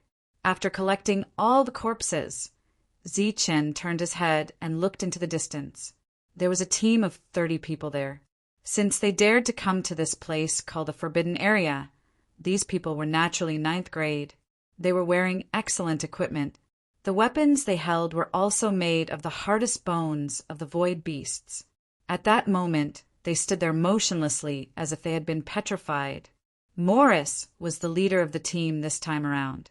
The rank 9s he brought along were all powerhouses. Although it was dangerous to come to this place, they often reaped great rewards. In the entire Divine Monarch Heaven domain, there were no more than 6 teams that dared to come to this place. Morris knew very well that the leaders of 5 teams had already left, and his team was the last one. However, he never thought that he would actually see a person today. The other party came here alone and then flattened this area. "Sir, he is looking in our direction. Is he really on our side?" A 9th rank said, his voice trembling a bit. The person who spoke was an expert. He had plenty of experience in killing void beasts and had brushed shoulders with death many times. Today, his subordinate, who had long disregarded life and death, was actually frightened to such an extent. This was the first time he had seen such a scene. "I think so. He doesn't have the aura of an alien race," Morris said. He did not realize that his voice was a little dry. There was a clear difference between not being afraid of death and courting death. They could die in battle against void beasts, but they did not wish to be slaughtered by others. "Are you all here to hunt void beasts?" Zichen looked at the crowd who stood there motionlessly after they appeared and asked. "Yes, sir," Morris said respectfully as he clasped his fist and bowed. "I'm sorry, but there are no more void beasts here." Zichen said, "Do you know where else there is such a place?" The purpose of this, sir, was obvious. Morris immediately said, "If you head north from here, there is a dangerous canyon. There are more void beasts there." "More?" Zichen's eyes lit up. "Yes, we still dare to come to this place. However, if it was that dangerous canyon, we would definitely not dare to set foot there." Morris said, "Oh, that's good." Zichen looked at Morris and said, "There are no more void beasts here. We don't know when they will appear again. Do you all want to come together?" Morris was about to shake his head. The level of danger in that place was extremely high. Behind him, many people had already begun to shake their heads. That was a deep-rooted danger. All their actions were subconscious. However, Morris reacted quickly. In the end, he did not shake his head and refuse. His expression changed. He was somewhat tempted. The original danger zone might not be the same for this lord. Perhaps that dangerous place would disappear soon. If they followed this, sir, they might be able to reap some benefits. "Let's go." Morris gritted his teeth and nodded. Zichen smiled faintly. Then he pointed to the north and said, "Is it this way?" "Yes, let's go." Zichen waved his big sleeve. A force descended from the sky and enveloped these rank 9s. They realized that they had lost control of their power in an instant. Their bodies could not move at all. The next moment, their bodies disappeared. Next, they seemed to be traveling through time and space. They released their divine telekinesis, but could not sense anything. Although that Lord did not have any enmity towards them, the fact that he was able to control them so easily still made them feel shocked. After a short while, things reappeared in front of them. The rumbling sound of the storm was in their ears. "This is the perilous canyon." Looking at the scene in front of them, one of the rank 9s exclaimed. The previous area was extremely far away from this perilous canyon. They did not expect to arrive in an instant. At this moment, they had a better understanding of this sir's methods. Just like how he killed those void beasts, it would only take him one stroke to kill them. "This is the place you were talking about, right?" Zichen looked ahead. There was a huge canyon. The canyon was full of storms. The storms connected heaven and earth. Many void beasts were bobbing up and down in the storm. Compared to the previous place, there were more void beasts here. "Sir, this is the place." Morris suppressed the shock in his heart and said, respectfully, "How many can you deal with at once?" Zichen asked again. Morris was stunned. Then his face revealed a look of ecstasy. He said 5. "It's easy." Whoosh! Zichen's figure disappeared from the spot and entered the storm. Chapter 3201. Looking at the 7 void beasts, Morris shouted, "Fight!" Although he said he could deal with 5 of them, that was because he was being cautious. Now that the void beasts had been directly beaten to this place, they were completely defenseless. Under such circumstances, it was almost no problem for them to deal with 7 of them. At this moment, the void beasts were indeed unable to react. Attacks fell one after another, landing on their vital points. The void beasts began to scream and counterattack. In the storm, Zichen struck with his blade. As the blade light slashed, a part of the storm disappeared, and the void beasts in it were all killed. There were indeed a lot of void beasts here. Zichen kept striking with his blade. During this time, he was still paying attention to the outside world. As long as Morris and the others killed the void beasts, he would not wait for them to decompose them and would send the new void beasts out. After 2 hours, the storm in the canyon returned to normal, and the canyon also returned to its original appearance. Morris and the others stood at the side, panting. Each of them had consumed a lot of energy and had even reached their limits. Usually, this would be the most dangerous time for them.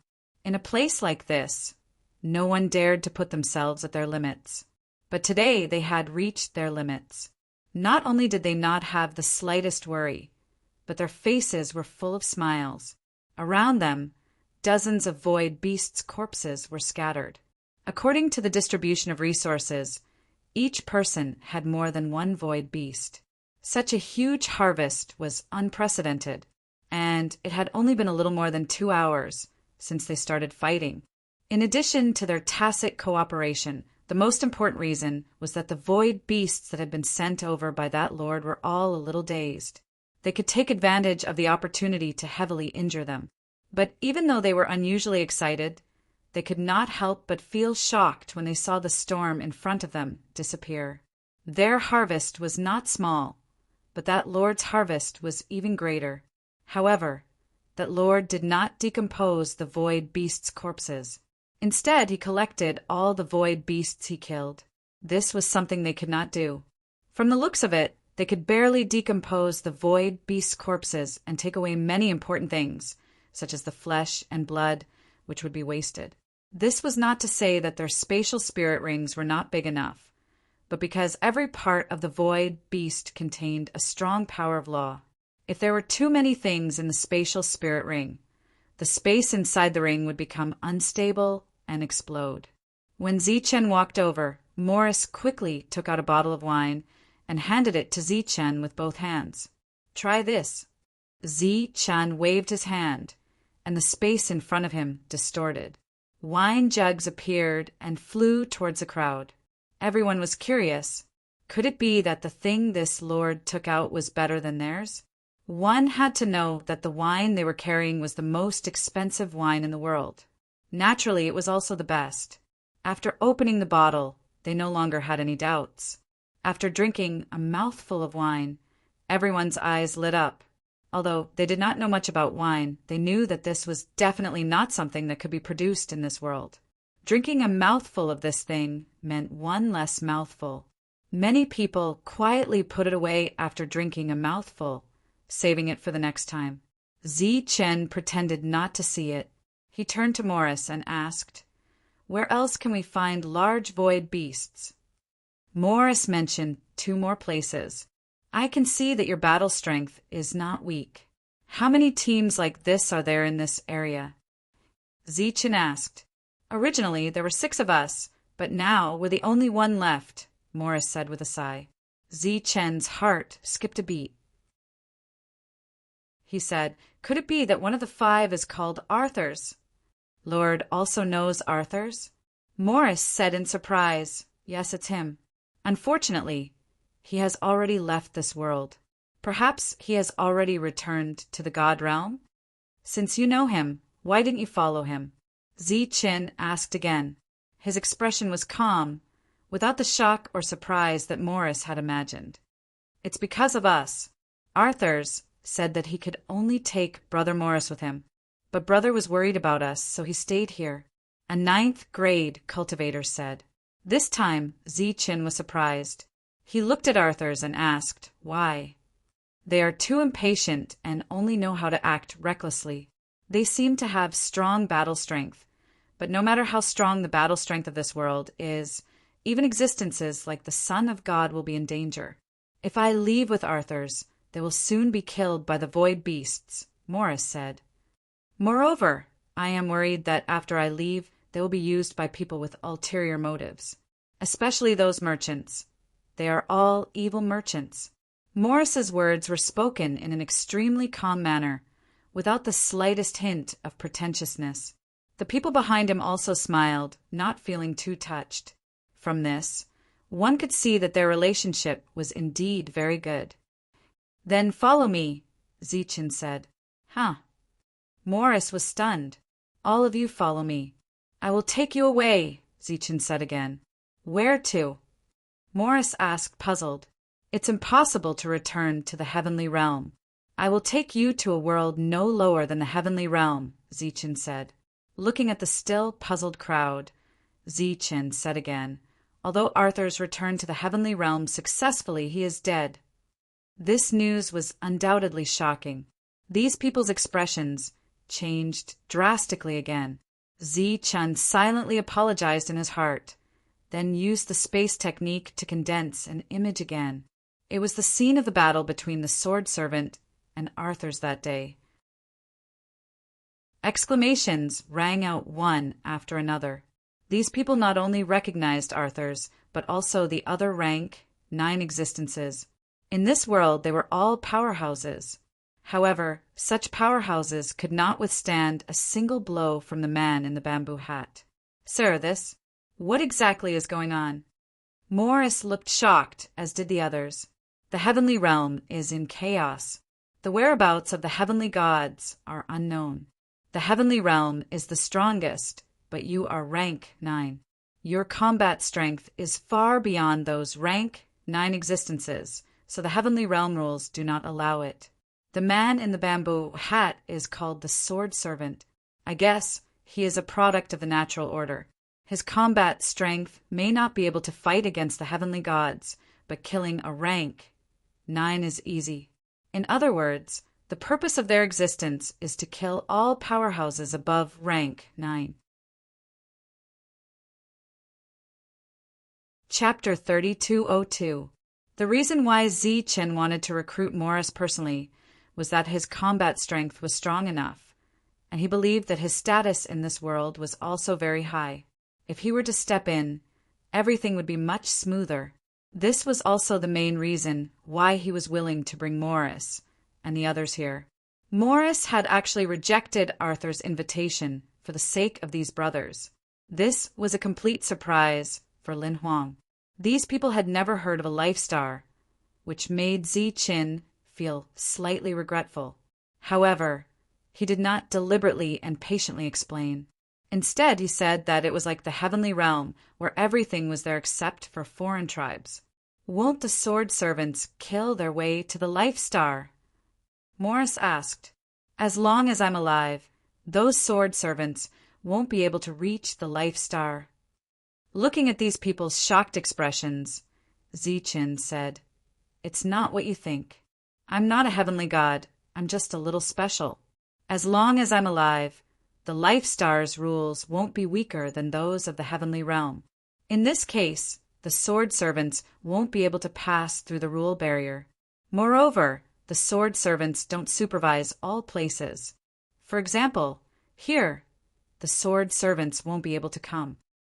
Morris asked again, Sir, you're willing to take us away. What do you need us to do? Zi-Chin said, You just need to promise me one thing. What is it? When the life star is threatened, you have to protect it and fight against external threats. Morris did not expect Zichen to propose such a condition. He said in surprise, "Is that it?" "Yes, that's the condition." Zichen nodded. Morris said, "This isn't really a condition. We can't return to the heavenly realm, so we can only live on the life star. Once the life star is threatened, we'll be implicated, so of course we'll have to fight. It doesn't really matter whether we agree to this condition or not." Zichen smiled and said, "You're right, but the life star is very big. There will always be some people who think they can get away with it. What I'm worried about is that they'll flee from one continent to another, and when they finally realize that they have nowhere to run, the life star will have been destroyed beyond recognition." "Sir, where does the danger you're talking about come from? It could be the god race from the divine world, or it could be a foreign race from the divine world. It could also be a combination of the two." Morris said in surprise, "How is it possible that the two of them are working together?" Zichen smiled and said, "You'll understand when you get back." Zichen glanced at the corpses of the void beasts and said, "You guys recover first. I'll keep these resources for you. You'll have plenty of time to decompose them after we leave this place. Next, we'll take down the void beasts in the last two places. From now on, you won't even have the chance to come here." Yes. Naturally, no one had any objections. This way, their gains would be even greater. After the group recovered, they flew to two other places. One of them was the Gobi Plains, and the other was a basin in a huge mountain range. In fact, this basin used to be a mountain range.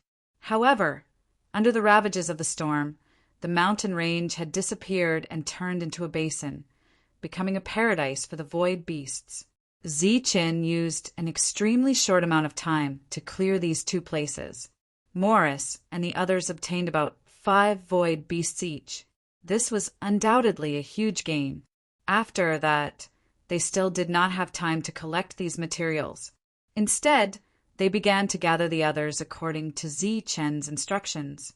During this period, they found out why no one from the lower levels had come. It was not the destruction they had guessed, but the lack of flow. After that, there were few groups of void beasts. Zichen could only walk around and take a look. When he found some teams who had not received the message, he told them to leave quickly. No one would refuse the temptation of leaving, and the price they had to pay was negligible. This was because they still had to fight for survival even though they lived in such a broken place. In addition, Zichen not only gave them a better place to live, but also gave them hope. That hope was their families. Very few people in the world would be willing to be a wanderer forever.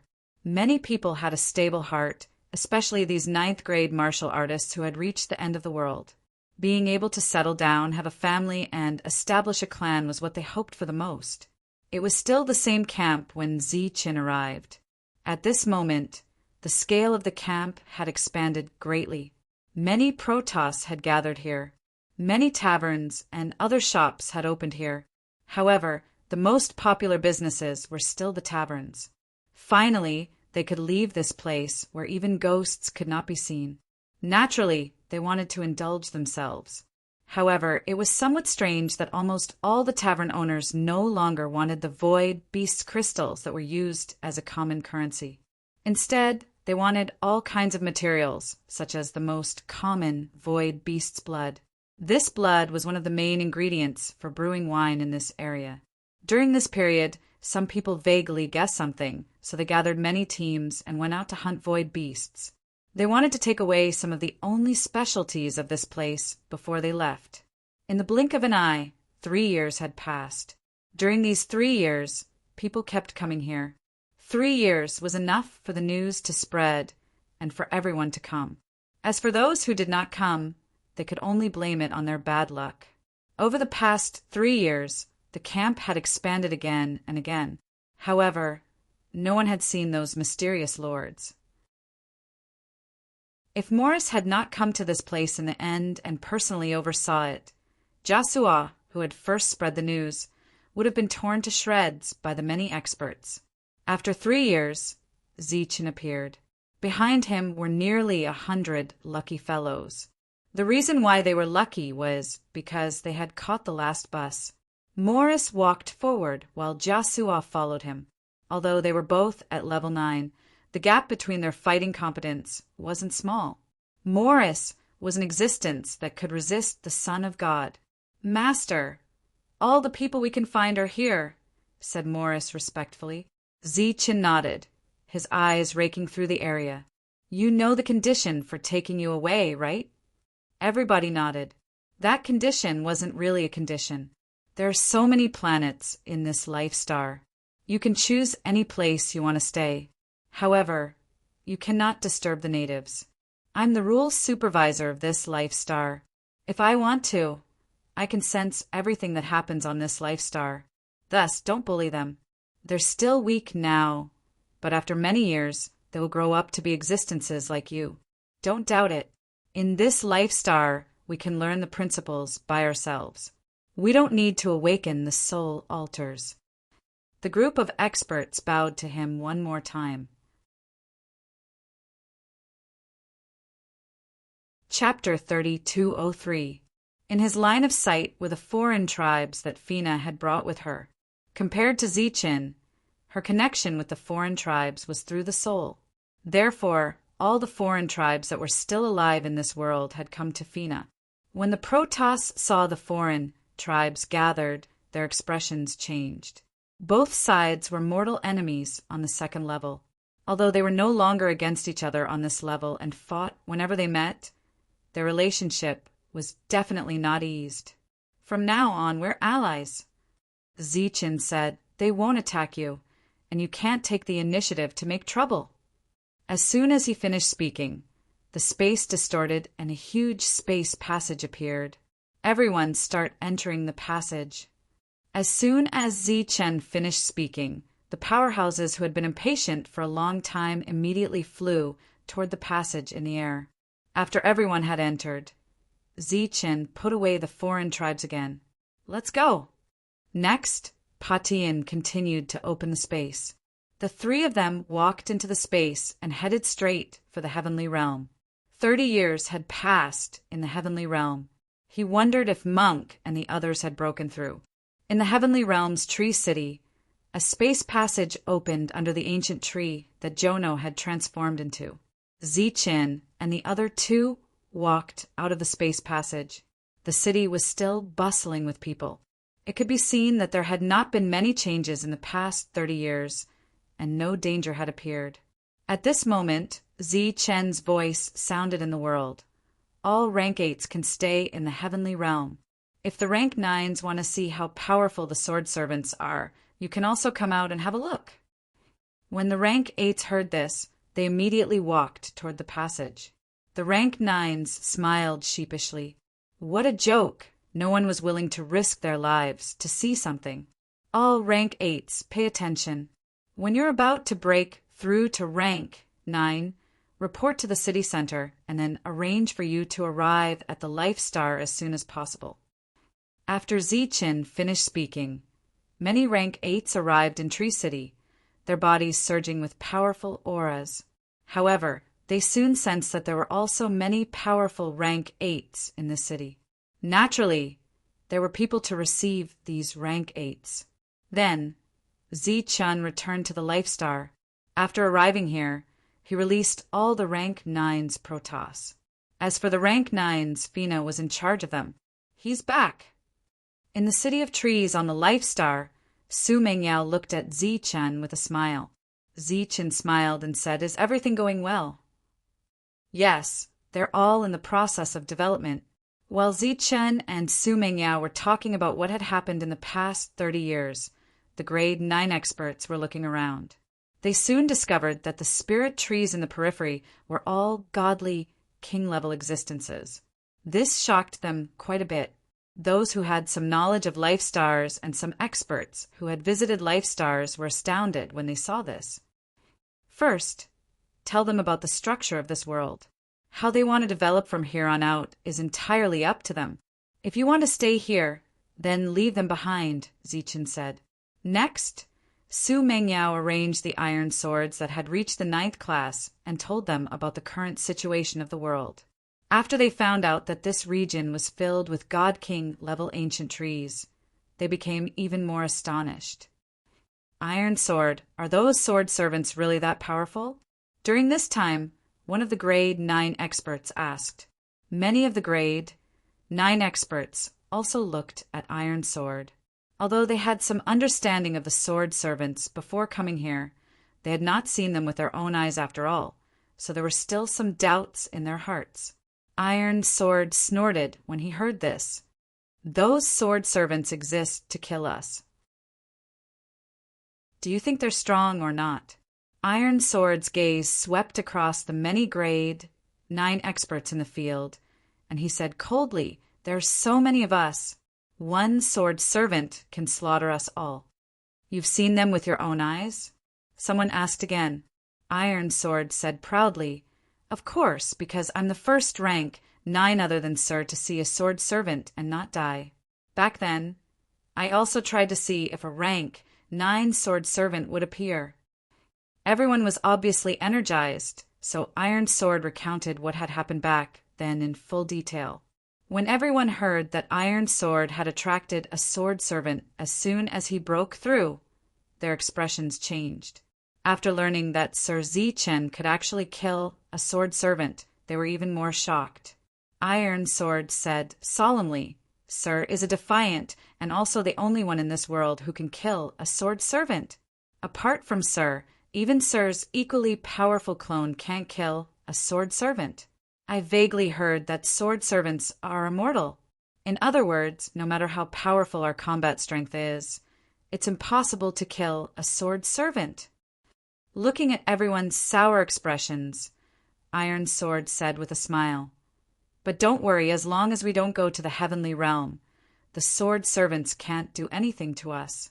Moreover, this life star is not smaller than the heavenly realm at all.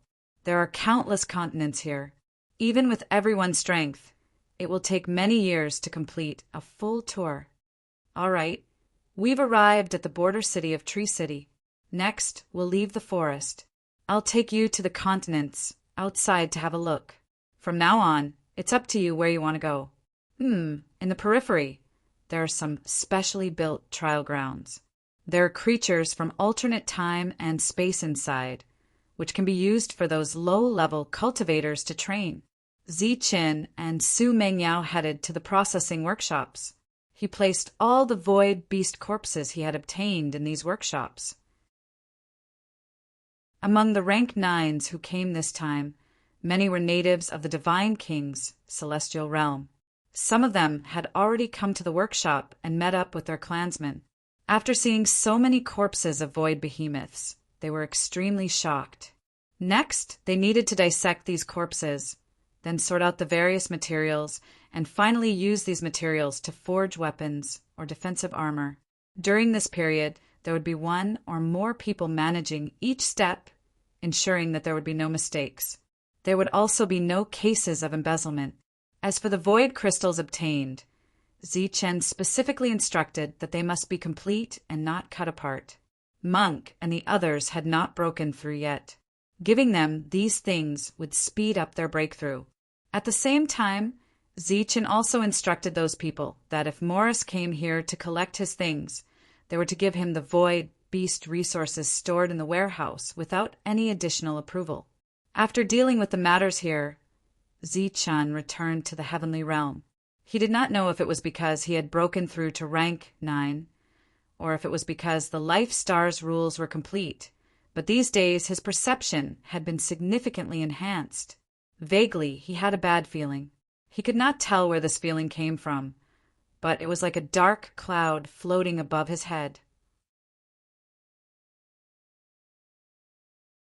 Chapter 3204. With Zichen's current power, he was definitely the strongest below the divine realm. He could sweep away everything and destroy everything he wanted to destroy. However, he still chose to cultivate in seclusion. This was to become stronger. In this aspect, besides using his doppelganger to master more powerful netherworld techniques, there was another way, which was to further control the power of yin and yang heaven defying rule power. The time spent in seclusion was not long. Time flew quietly. Someone sent the void crystal over. The tyrant and the others started to refine it. They had grown up together with Ziqin. Ziqin had complete trust in them. One day, the tyrant and the others who were cultivating in seclusion in the city chose to come out and enter the Life Star. This meant that they also wanted to break through and reach the peak of this world. A few months later, the tyrant and the others broke through one after another. Then they stayed in the Life Star and did not step into the divine realm. The development of Yongding City slowed down a little. Lina ran from city to city. Every day, countless resources would be added to the Tree City's bill. In this area, Yongding City had become a symbol. In this chaotic situation, it was like a lighthouse in the dark night, attracting many divine clan members. Many forces also came to these cities to develop. As a result, the city became more and more lively, and the population increased. 10,000 years passed quickly. The 10 domains of the divine realm had become history. The divine realm had become a legendary existence. In these 10,000 years, many forces were destroyed and many more rose. There were not many old people who were still alive. Zichen's Tree City still had 3 cities. He had no intention to expand, which meant that he did not have the ambition to dominate this world. However, his Yongding City almost covered the entire 10th domain. However, this area was no longer called the 10th domain. Now it had a new name, Yongding City. All the cities were called Yongding City. The only difference was the number. In these 10,000 years, Yongding City had never experienced any turmoil. Even if there was, it could be suppressed quickly. Lina had reached rank 8. It was not that she couldn't break through, but she didn't want to. With her contribution to Tree City, she could exchange it for 10 chances to break through. Since the experts on Zichen's side had all reached level 9 and returned to the Life Star, Lina had recruited many experts guarding Yongding City. The development of Yongding City was all thanks to Lina. Zichen was just a figurehead and did not contribute at all. During these 10,000 years, Zichen had been guarding Tree City. The uneasiness in his heart had never been dispelled. However, for 10,000 years, there had been no danger. This made him wonder if it was because of the suppression of the rules.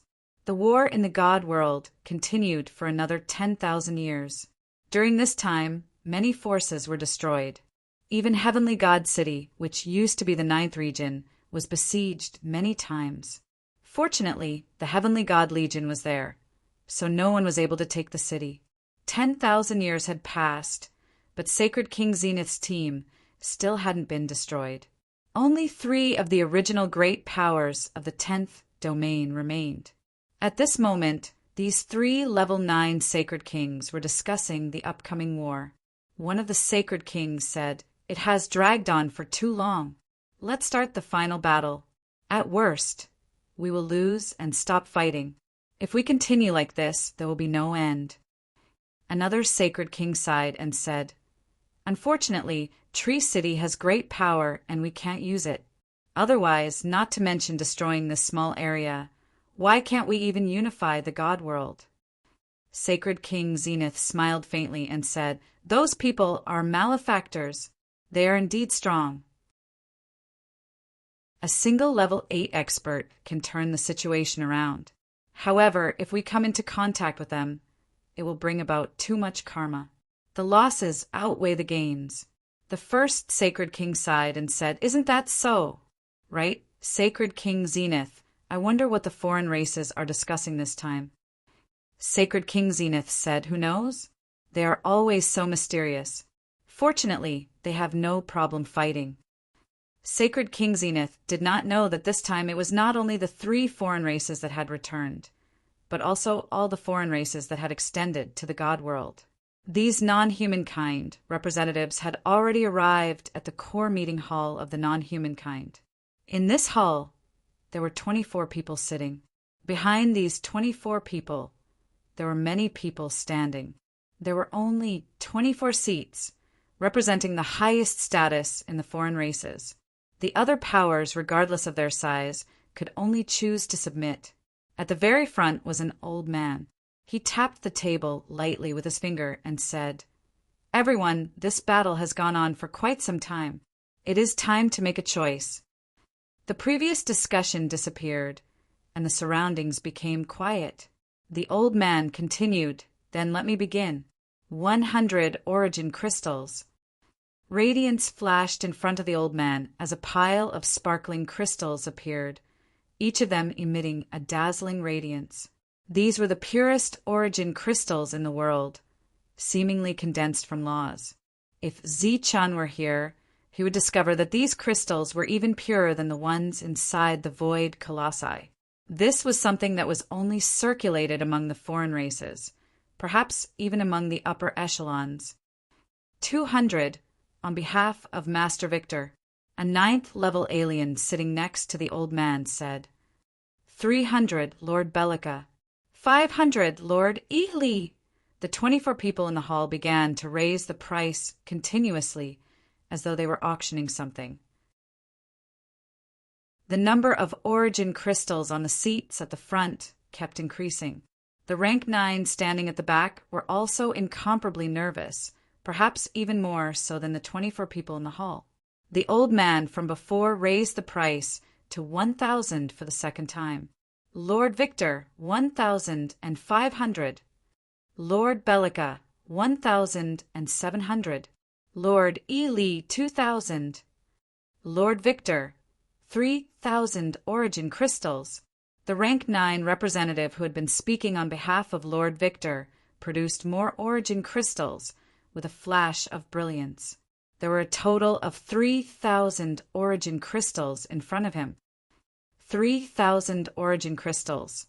Sir Victor is quite generous. The elder from before smiled after seeing the crystals. Is there anyone else who wants to bid? The other races standing behind Victor's faction were incomparably nervous at this moment. This scene was related to their future development. The others around them also fell silent, but there was a flicker in their eyes. It wasn't clear whether they were communicating with someone or contemplating the gains and losses. This silence lasted for a while. Chapter 3205. This was an auction where origin crystals were used as the currency, but the item being auctioned was extremely important. It was a celestial god slot. There were no longer any celestial gods in the divine realm, but these outsiders were actually auctioning one. If news of this were to spread, it would definitely cause a huge commotion. Unfortunately, this news would never spread. Only a limited number of people would know about it. In fact, even this limited number of people would disappear after a while. Origin crystals, on the other hand, were extremely useful to the other races. Every single one of them could create a level 9 God King Broodmother. A single slot was auctioned off for 3,000 origin crystals. This meant that Victor's faction had paid the price of 3,000 level 9 God King Broodmother nests. These 3,000 level 9 God King Broodmother nests meant that there would be countless outsiders. The rank 9 outsider, representing Victor, heaved a sigh of relief. The slot was finally in his hands. Next, the others competed for the second slot. The rank 9 outsider, representing Bellico's faction, said, "Since that's the case, I will also bid 3,000 on behalf of Lord Bellico." As he spoke, he took out a few more origin crystals and brought the total to 3,000. 3,000 seemed to be the limit, and no one objected.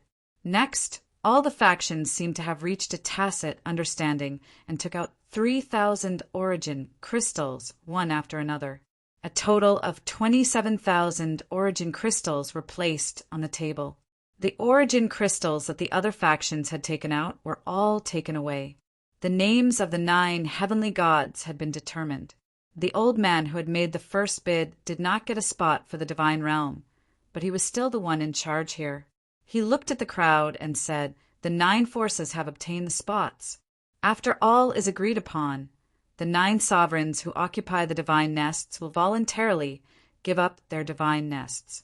Next, the 15 of us will distribute the origin crystals among ourselves.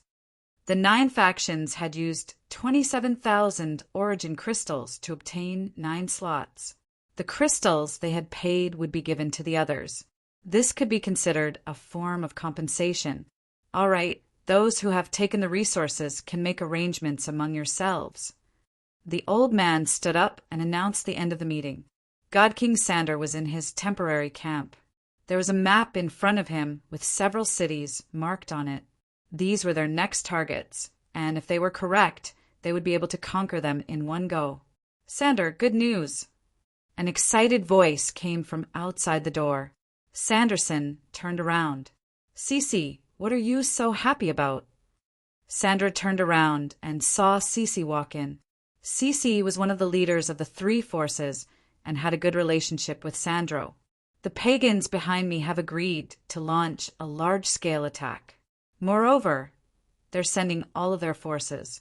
Tonight, we should have a good gathering. They've prepared the food and drinks. They said that they'll hold a celebration in advance. Cece smiled and said, just us. God King Sandini was quite surprised because the outsiders on his side hadn't returned yet. But he nodded. This battle still depended on the outsiders. Since they were willing to come out in full force, it couldn't be any better. At night, Sacred King Sander arrived on time. He saw the alien who had been supporting him. He smiled and said, I just came back, so I didn't want to disturb you. He didn't know if it was just his imagination, but God King Sandini felt that the other party's attitude towards him was a little more respectful. At this time, the food and drinks were already on the table. After 3 rounds of wine, Cece said drunkenly, after this battle, we'll definitely win a great victory. The other God King nodded. He seemed to be in a good mood. Actually, the battle is already over, said one of the 3 pagans. Over. Cece was stunned. Sander and the other God King were also stunned. That's right. The alien who had been following Sander all this time turned to God King Sandro and said respectfully, the battle is over. Stuart greets the heavenly god. The other 2 pagans immediately stood up and bowed respectfully to God King Sandro. Sandro's drunkenness instantly dissipated. He said in surprise, what do you mean by this? How did I become a heavenly god? Stuart said respectfully, you're not now, but you will be soon. But Sandro turned around and looked at his other 2 god kings. He was shocked to find that they were no longer breathing. They were actually dead. The wine was poisoned. A similar scene played out in several other regions. In the 10 regions of the god realm, 9 people qualified to become heavenly gods had appeared, and God King Sandro was one of them. The teleportation array in Tree City flashed, and Xiao Lina walked out, covered in dust, and went straight to Zi Chen's residence. She quickly met with Zi Chen and reported the news she'd heard recently. The battle is over? Zi Chen was stunned when he heard this, and was extremely stunned. Yes, there's been a rumor going around that God King Sandro will become a heavenly god in our region. Jolina said, I don't know if this is true or false, but one thing is for sure, the battle that has been going on for many years in the god realm has come to an end. How could this be? Zi Chen stood up and frowned. Was this the dark cloud in his heart? How did the battle end? Zi Chen asked. I'm not sure. It's said that the 2 god kings who could rival Sandro suddenly declared their allegiance to him. This region was unified and the battle stopped, Jolina said. What about those 2? It's said that they left right after the announcement. Left? That's what the news says. I'll go take a look. If a new heavenly god appears, Jolina, you should consider what to do with Yongding City. As soon as Zi Chen finished speaking, his figure disappeared. Jolina understood Zi Chen's meaning. Yongding City was her blood, sweat, and tears. It was time for her to make a choice. God King Sandro led his army back to his residence. He felt like he was floating in the air these past few days. Everything had happened too quickly, so quickly that it felt like a dream. He'd become a heavenly god, just like that? Although he wasn't a heavenly god yet, he would be soon. Sandro! A voice suddenly rang out. Hearing this voice, Sandro frowned and shouted, "How dare you!" This was a conditioned reflex. During this period of time, everyone was incomparably respectful to him. In addition, this voice sounded very familiar. Among the people he was familiar with, there was no one he didn't dare to punish. But after seeing this person, Sandro came back to his senses. He hurriedly smiled and said, "Lord Zichen, why are you here?" Zichen looked at Sandro with a smile that wasn't a smile and said, "Of course I'm here to congratulate you, Lord Heavenly God." Sandro's heart trembled. He said, "Lord Zichen, what are you saying? I'm just a little god king. How could I become a heavenly god? All right, tell me the truth. What's going on?" Chapter 3206. Seeing Zichen's cold expression, Sandor's expression changed. He cursed inwardly at this damned bastard for changing faces faster than one could flip a page. However, his smile didn't falter. "Your Excellency, you're making things difficult for me. I don't know what happened either. You don't know why the battle stopped?"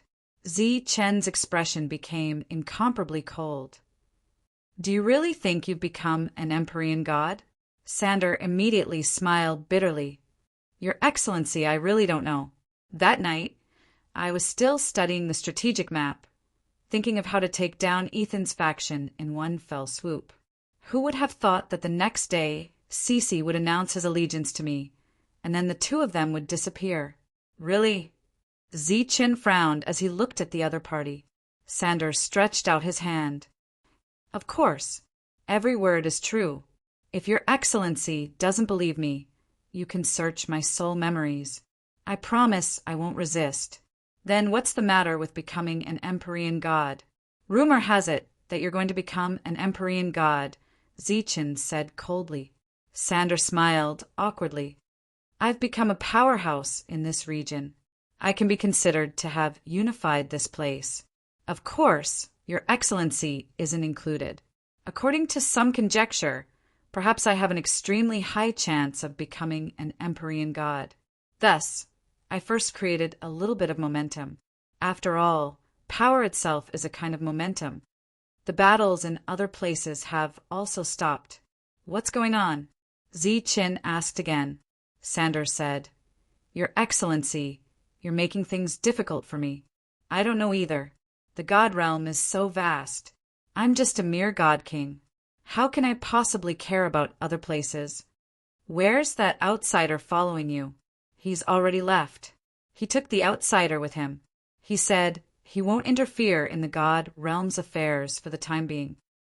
Sandor wasn't lying, but he missed out on one thing. When the outsider left, he took a strand of his soul with him. Seeing Sandor's expression, Zichen knew that he wouldn't be able to get anything more out of him. He turned and left. However, after taking just a few steps, he stopped and turned back. Sandor, who had just breathed a sigh of relief, became nervous again. "If you become a heavenly god, how do you plan to deal with me?" Zichen asked. Sandor smiled bitterly. "My lord, don't make things difficult for me. Even if I really become a god, I can't do anything to you. Our region is so prosperous, but we still have to rely on you, my lord." Whoosh! Zichen's figure vanished. Sacred King Zenith let out a long sigh, feeling much more at ease. As for Zichen's previous question, he answered it almost without thinking. He would not think about it now. He would only think about it when that day came. His previous light-headed state had completely disappeared, and he was completely awake. Zichen's arrival was a wake-up call for him. Fortunately, there was no problem with his response. Otherwise, he would be in trouble. If he was really killed by Zichen, everything he had would be reduced to nothing. After leaving Sanderson's residence, Zichen teleported to the area where the aliens were. The last question Zichen had asked Sanderson was just a casual question. If Sandro really did become an Empyrean god, given their friendship, Sandro would probably slap him to death immediately. Of course, his faction might not be destroyed, especially Yongding City. This was why Zichen had told Zhou Lina to prepare in advance.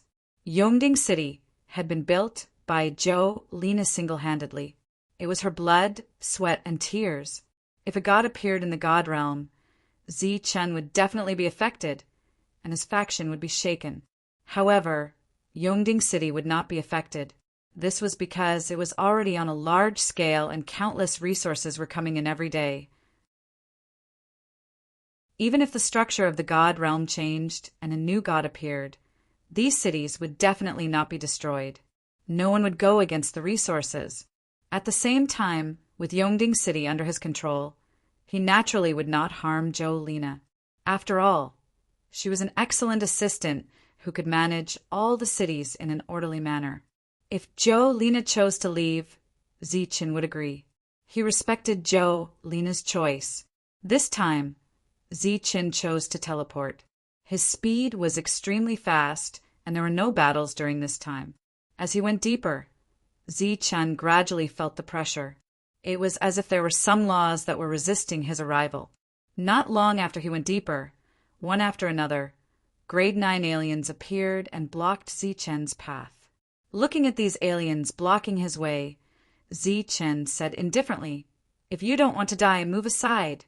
I'm here to ask questions, not to kill." "What do you want to know, my lord?" An old voice came from behind. The crowd parted, and an old man walked forward. He looked at Zichen and said respectfully, "Lead greets Lord Zichen." "You know me?" Zichen stared at him. "In the entire heavenly realm, only Lord Zichen can come to this place," Lead said with a smile. Lyda smiled and said, "I wonder why Lord Zichen suddenly came here."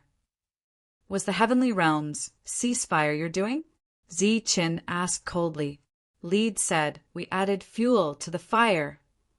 "Why?" "The war has been going on for too long, and there are too many casualties. If this continues, the heavenly realm's population will dwindle." Zichen sneered. "You care about the heavenly realm's survival? If that news is true and there really is a heavenly god's law descending, we still need people, don't we?" Lead said, "Moreover, we've suffered too many losses in this war. We can't afford to continue this war." "So you're saying that you made the decision to stop the war and even found suitable candidates?" Zichen's eyes grew colder and colder. Lead said, "My lord, you must be joking. How could we have such authority? We just thought that those people might have a better chance. Perhaps they aren't the strongest in combat, but they're all intelligent. When will the heavenly god's law appear?" Zichen asked again, his eyes fixed on Lead. This old man doesn't know. Otherwise, he would have joined in as well. Lead smiled bitterly. After sensing that Lead's soul fluctuations were normal, Zichen asked again, "Then tell me, do you think it's possible for me to obtain a heavenly god's law fragment?" Smiling bitterly, Lai shook his head and said, "Impossible." "Why are you so sure?" "My lord, you're extremely powerful. Once the heavenly god's law appears, it's very likely that you'll be able to obtain it. However, you won't be able to become a heavenly god, because you're not a heavenly god. At most, you'll be able to trap the heavenly god's law fragment and prevent another heavenly god from appearing in the heavenly realm. You won't be able to replace it." Clearly, Lead had guessed what Zichen was thinking. "Why should I trap it? Can't I just give the heavenly god's law fragment to someone else?" Zichen smiled faintly. But a heavenly god still appeared in the god realm.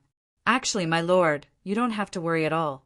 It's just like how we're enemies of the god realm, but we've existed for generations.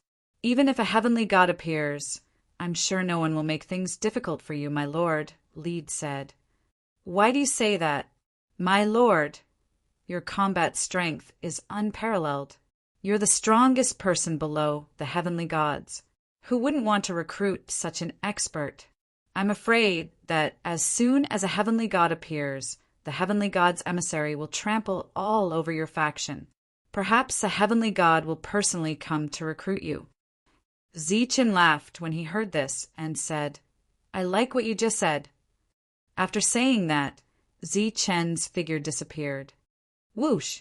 Seeing Zichen disappear, the old man inwardly sighed in relief. Chapter 32:07. After Zichen left, the old man's tense nerves finally relaxed. My lord, why were you so polite to him? A middle-aged man stepped forward. The old man glared at him and said coldly, What you really want to say is why I'm afraid of him, right? The middle-aged man's expression was a bit awkward. He's Zichen, the number one heaven-defying human below the Empyrean gods. At this stage, no one can stand up to him. To put it bluntly, anyone he kills will die for nothing. The old man snapped. The middle-aged man didn't understand. Even if he's strong, we have many warriors who aren't afraid of death. Could it be? The old man snorted. Being unafraid of death and courting death are two different things. So what if we have many people?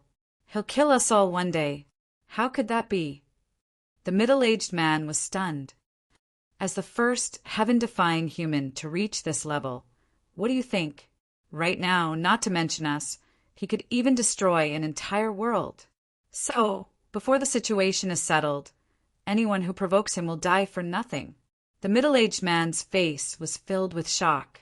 When they were talking earlier, Zichen had been using his spiritual senses to sense the old man, but he didn't find any fluctuations in the old man's soul. However, Zichen couldn't conclude that the old man was telling the truth based on this. But one thing was for sure. The heavenly realm hadn't had Empyrean God for more than 20,000 years. Perhaps a new Empyrean God would appear. As for how a new Empyrean God would be born, Zichen didn't know yet. But he was sure that the situation wasn't good. There might be some recruitment, but it was more likely that an Empyrean God would kill him with a single slap. Especially Sander.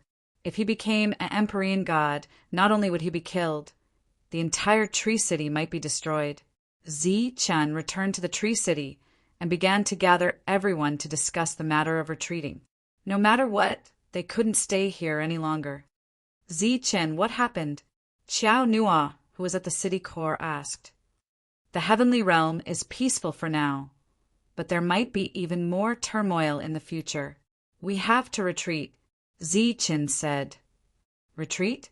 Jono couldn't help but be stunned. That's right, back to the Life Star. Let's go there to develop first. After the God world has settled down, we'll come back here.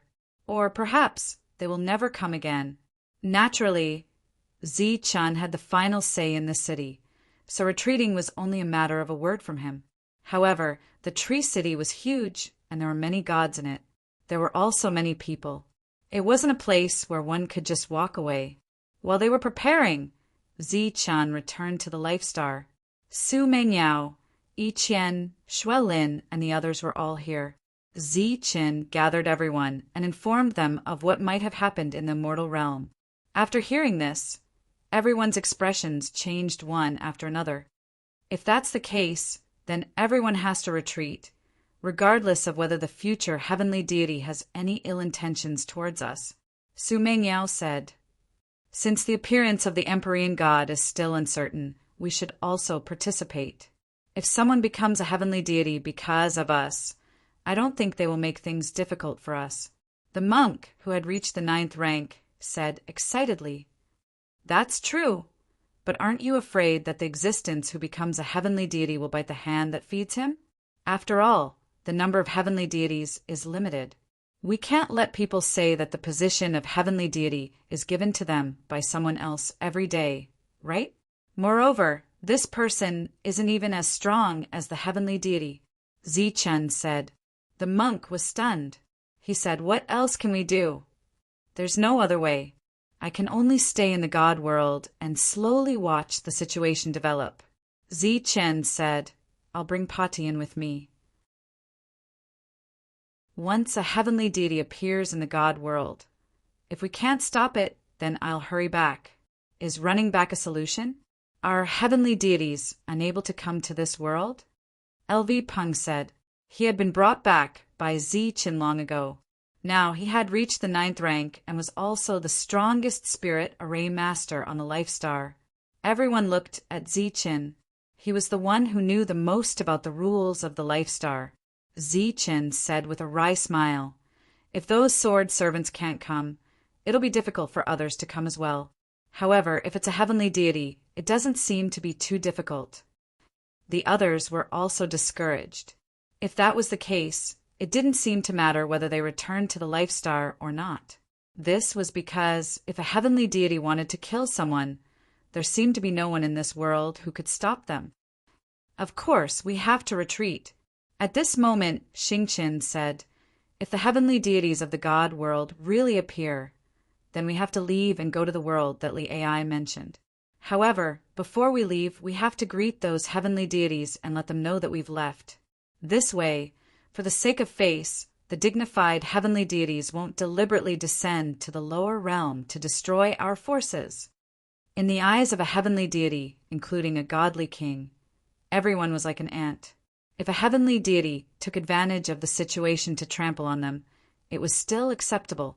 However, no one had ever gone to the trouble of looking for ants and then specifically killing them.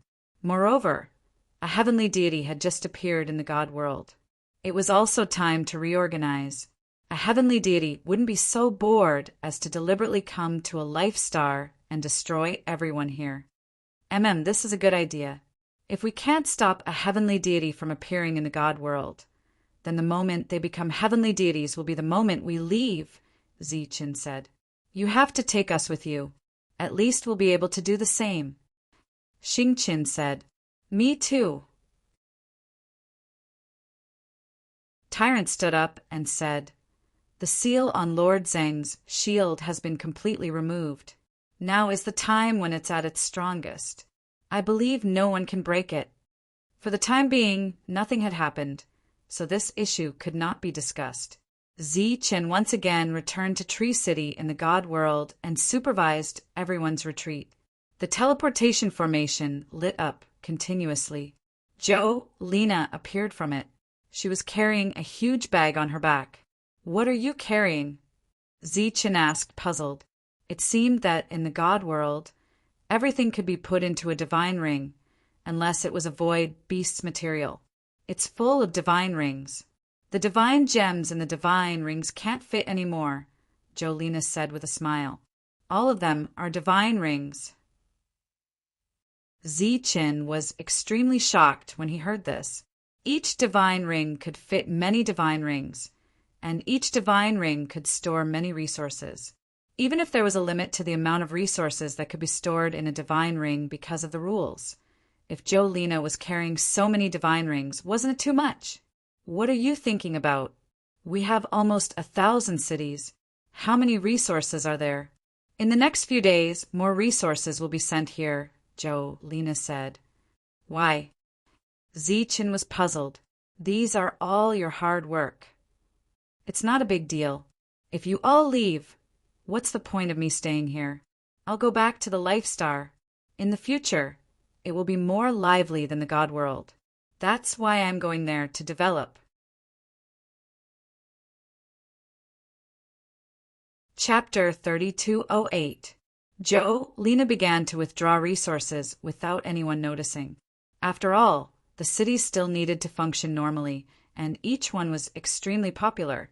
If news of this leaked out, it would have a huge impact on the city's popularity. In the Tree City, everyone began to migrate.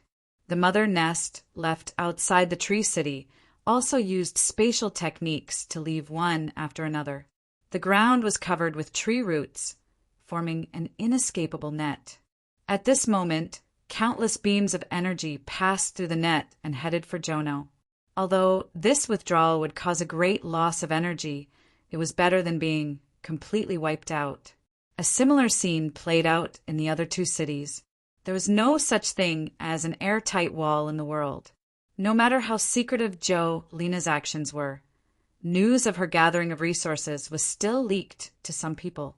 Among them, God King Sandro was the first to learn of this. Perhaps it was the effect of the rumors, but in any case, he became the strongest existence in the region. Ever since Zi Chen's appearance, God King Sandro had been much more low-key. When he heard this news, he finally smiled. However, he still didn't make it too obvious. At the same time, he denied the idea of his subordinates playing any tricks and even warned them to pretend they didn't know anything. Now that the realm of the gods had yet to change, Zi Chen was still the strongest expert in this world. If they were to look for trouble with Zi Chen now, it would be the same as looking for trouble. Clearly, God King Sandro didn't want to die, at least not now. Since Sandro hadn't made any moves in the region, the other factions didn't dare to play any tricks. Everyone turned a blind eye. There were close to 1,000 cities, and it took 3 years just to bring back the resources. During this time, Jolina gave up quite a few. In the end, she no longer had any misgivings and directly sold the cities at a low price. She even contacted Sandro's people. Sandro's people were very cooperative, purchasing many of Yongding's cities at a reasonable price. Although on the surface, Yongding City belonged to Zi Chen, it secretly belonged to Sacred King Sandini. Just like that, another year passed, and Jolina returned with a lot of resources. After 4 years, almost all the people in the city had left. The Heaven Martial continent on the Life Star had become very lively, but this place was getting more and more deserted. Jolina was the last to leave, and Zi Chen saw her off. "When are you leaving?" Jolina asked. "I'm waiting," Zi Chen said. "Be careful." "You too. After you go back, you should rest well and rest until you're fully rejuvenated. In the entire Life Star, if nothing unexpected happens, you can build a city wherever there are people. Well, you can look for Jono. Maybe building a tree city is more meaningful," Zi Chen said. Jolina's eyes lit up. "Can I?" Zi Chen nodded and said, "Of course, that's our headquarters." Jolina left the god world with hope. At the moment she stepped into the teleport formation, she seemed to see the entire Life Star and the tree cities. After Jolina left, Heavenbreaker appeared in Zi Chen's world. Zi Chen said, "Let's go as well." A beam of light shot out of Heavenbreaker's horn, breaking through space and arriving at Heavenly God City. After entering the city, he went directly to the Heavenly God Manor. Ba He and the others were already waiting there. When Zi Chen appeared, he asked, "Are you ready?" "My lord, everything is ready," Ba He bowed. "Then let's go." On this day, the Heavenly God Army left the Heavenly God Manor and arrived at the Life Star. The steward stayed behind, leading a portion of the Heavenly God Guards to maintain order. He chose to stay in the city.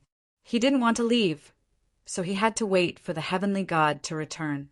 Next, Zi Chen returned to Yongding City.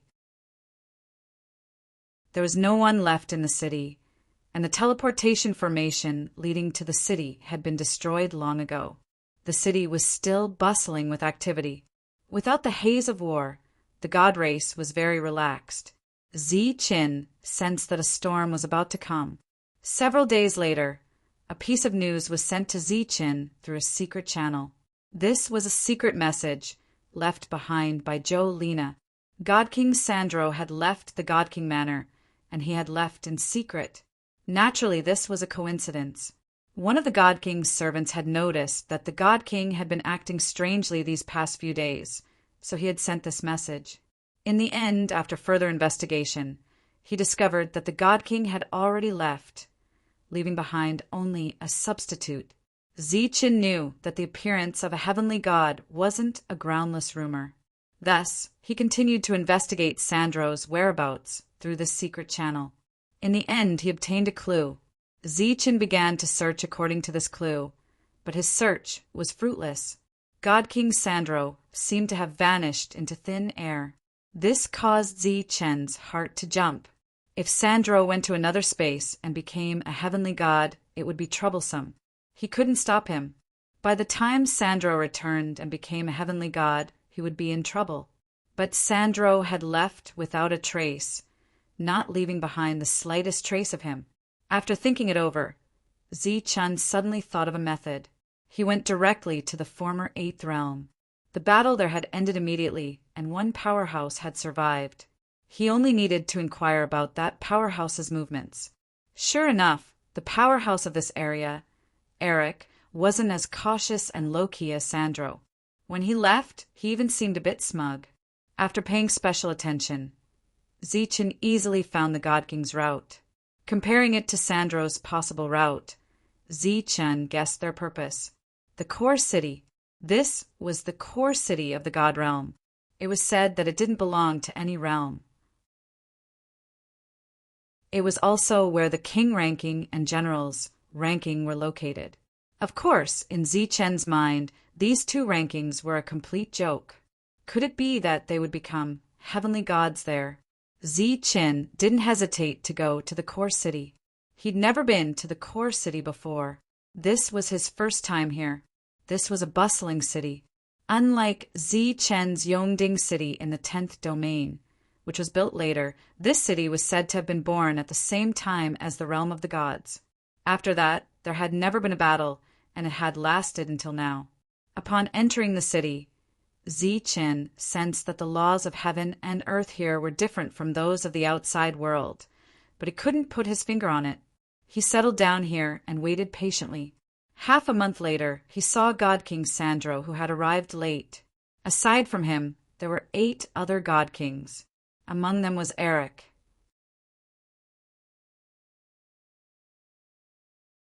Chapter 3209. It was obvious that they were in a good mood. After entering the city, they chatted and laughed. In their own words, they were like gods. Zi-Chun watched them enter the city with a smirk. They had no idea that Zi-Chun had come here before them, and was even watching them. The 9 of them came from the 9 domains, but none of them were from the 9th domain. In other words, each domain had a god. Only the 9th domain, which was controlled by the Tower Battle God, did not have one. Sandro from the 10th domain had taken his place. Behind them, there were 9 other outsiders. Looking at the expressions of the 9 of them, they were extremely respectful. In the next few days, there was nothing out of the ordinary with them. Zi-Chun kept an eye on them while looking around the city. During this time, he even went to look at the 2 lists that were practically a joke. He then saw that the names on the lists were in a row. Zi-Chun had never heard of those names before. The true experts of the god world had died in the wars of the past 10,000 years. Even if they did not die, they were poisoned to death by the outsiders. Through Zi-Chun's senses, he found that the laws of heaven and earth here were more chaotic than the outside world. It was like a weak zone. It was a vague feeling, and he could not be sure. But sometimes the feeling was very strong, as if the laws of chaos could explode at any time and turn the city into nothingness. As for why he felt this, Zi-Chun could not explain it. One day, Zi-Chun was drinking in a restaurant. On another street, Sandro and the others were heading south to tour the city. Suddenly, a beam of light appeared in the sky, which turned into a ripple that swept across the city. The noisy city instantly quieted down. Someone at the next table was pouring wine. The wine left the pot and froze in the air, causing the person's movements to freeze. At the same time, Zi-Chun found that he could not move, as if some force was controlling his body. His spiritual will, which had spread out in all directions, also froze. Everything around him was frozen. Was it space freezing? Or time stopping? Zi-Chun was still conscious, but his thoughts were in chaos. 1. At this moment, the light of yin and yang appeared in his abdomen. Countless precepts surrounded his body. The wine cup in his hand fell onto the table and spun. The wine spilled all over the table. Then it froze again. The spilled water hung in midair. Zi-Chun had already returned to normal. He turned his head and looked around. This was the first time he had seen time and space stopped. The scene before him was like the most exquisite sculpture in the world. Zi-Chun released his spiritual senses and found that the entire city had become like this. What Zi-Chun didn't know was that it wasn't the entire city, but the entire God realm. The world of the God realm came to a complete standstill. Qin flew out of the restaurant and looked up at the sky. He didn't know when, but a gap had appeared and countless rays of light were descending from the gap. Standing within the light was a person. Clearly, he was also not affected by time stop. Qin seemed to have thought of something. Releasing his spiritual sense, he saw God King Sandini and the others. Their bodies were frozen for a moment, but in the next moment they were able to move on their own. However, this was only limited to the 9 of them. Behind them, the other 9 were still motionless. They looked around at the abnormality and their expressions changed. They were shocked. "Come to me." A voice came from in front of them. It was the figure of light descending from the sky. The 9 seemed to have thought of something. Ecstasy appeared on their faces as they flew forward. The figure of light looked at the 9 of them with an indifferent expression. Sandini and the others were extremely excited. Clearly, the chance to become heavenly gods was right in front of them. In the blink of an eye, they arrived in front of the figure of light and looked up, waiting for the descent of the heavenly god's laws. But as soon as they looked up, they saw a figure appear in front of them. This was someone they didn't recognize. It was the 10th person present. The faces of the other 8 were filled with confusion. Only Sandro's expression changed drastically as he cried out involuntarily, "Qin, it's you!" Qin. The other 8 were stunned. Then their expressions changed. In the heavenly realm today, there were many powerhouses and organizations who didn't know Qin. However, there were very few who hadn't heard of Qin's name. There were many legends about Qin. Among them, the most terrifying was that he could kill sword servants. In the heavenly realm, sword servants were a fleeting existence. They could kill a rank 9 instantly. However, Qin could kill sword servants instantly. He was fully deserving of the title of number 1 person in the heavenly realm. Right now, time in the city was in a state of absolute standstill. Nobody could move. If they hadn't been pardoned, they wouldn't have been able to move either. But why was Qin unaffected? Qin ignored Sandini's exclamation behind him. He didn't care what they were thinking either. Instead, he stared at the figure of light in front of him and asked, "Who are you?" "How dare you disrespect the emissary?" The other party shouted angrily. His voice was icy cold. Streams of rule-bending power went straight for Qin. However, as soon as these powers fell on Qin, they were shattered by the yin and yang forces. The other party's expression changed. He shouted, "How dare you?" Qin said indifferently, "I'll give you one last chance. Tell me who you are or you'll die. You have a death wish." The other party shouted angrily. He pointed a finger at the sky and slashed toward Qin.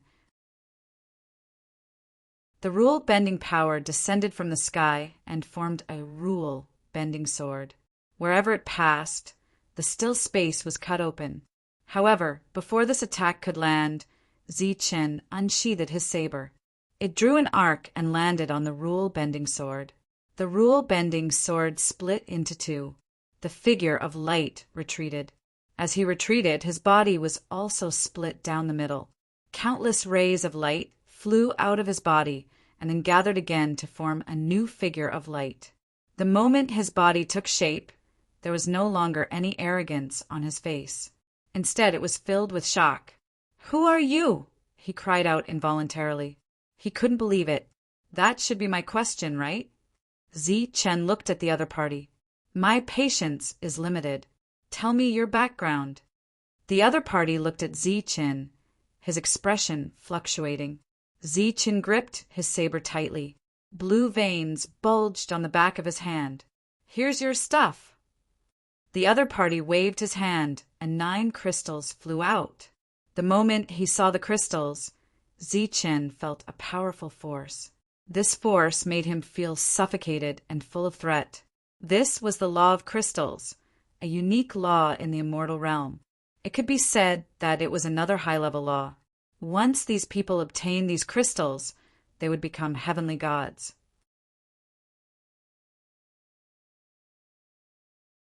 Chapter 32:10. Seeing that Zi-Chun had changed targets, the silhouette breathed a sigh of relief.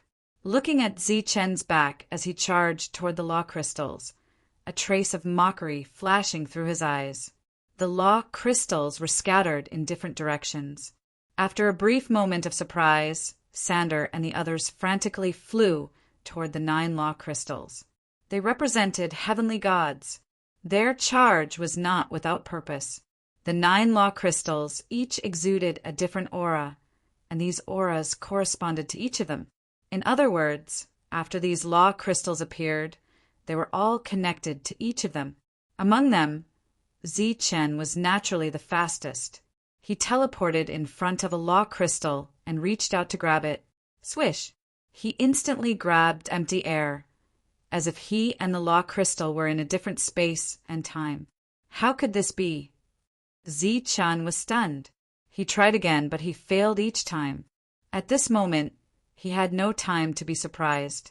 He instantly unsheathed his saber, and a total of 9 saber lights appeared, cutting through the sky and slashing toward the law crystals with heaven-defying power of laws. Swish! Swish! These 9 saber lights could even cut through space, but they could not shatter the law crystals. The two really did not seem to be in the same space. It's useless. The silhouette in the sky sneered. Zi-Chen turned around, glanced at the other party, and said, "Is that so?" With that, he drew his saber again. This time he did not destroy the law crystals, but instead slashed at Sander and the others. The 9 people flying toward the law crystals instantly paled and retreated in horror. With their strength, how could they be Zi-Chen's match? But the moment the saber appeared, they felt their bodies being suppressed by an invisible force, and their movements became sluggish. They could only watch in horror as the saber arrived and swept past their bodies. Blood splattered. These god kings on the verge of becoming heavenly gods were killed, just like that. There was no surprise at all. Looking at the rain of blood, Zi-Chun turned his head and coldly said to the silhouette, "Find one, and I'll kill one. Let's see how many people you can find." The glowing figure looked at Zi-Chen as if it was looking at an idiot. Zi-Chen had a bad feeling and immediately turned his head. He saw that the blood of the 9 people he had killed suddenly turned into balls of light and flew toward the 9 law crystals. While Zi-Chen was still in shock, the glowing figure sneered. "Do you think this is an ordinary law crystal? Let me tell you, this is a law crystal that has long since fused with their souls." The moment the law crystal appeared, they had already become heavenly gods. Do you think you can stop it? What an idiot! The blood-colored ball of light fused with the law crystal. The law crystal instantly erupted with a strong light, and the aura of a heavenly god surged out. The space around him was still in a state of stillness, and Zi-Chen was still unaffected. However, the auras of the 9 celestial gods made it hard for him to breathe. His expression was extremely ugly. He didn't expect things to turn out like this. The glowing figure laughed. "What? You're still not running? Are you waiting to be killed?"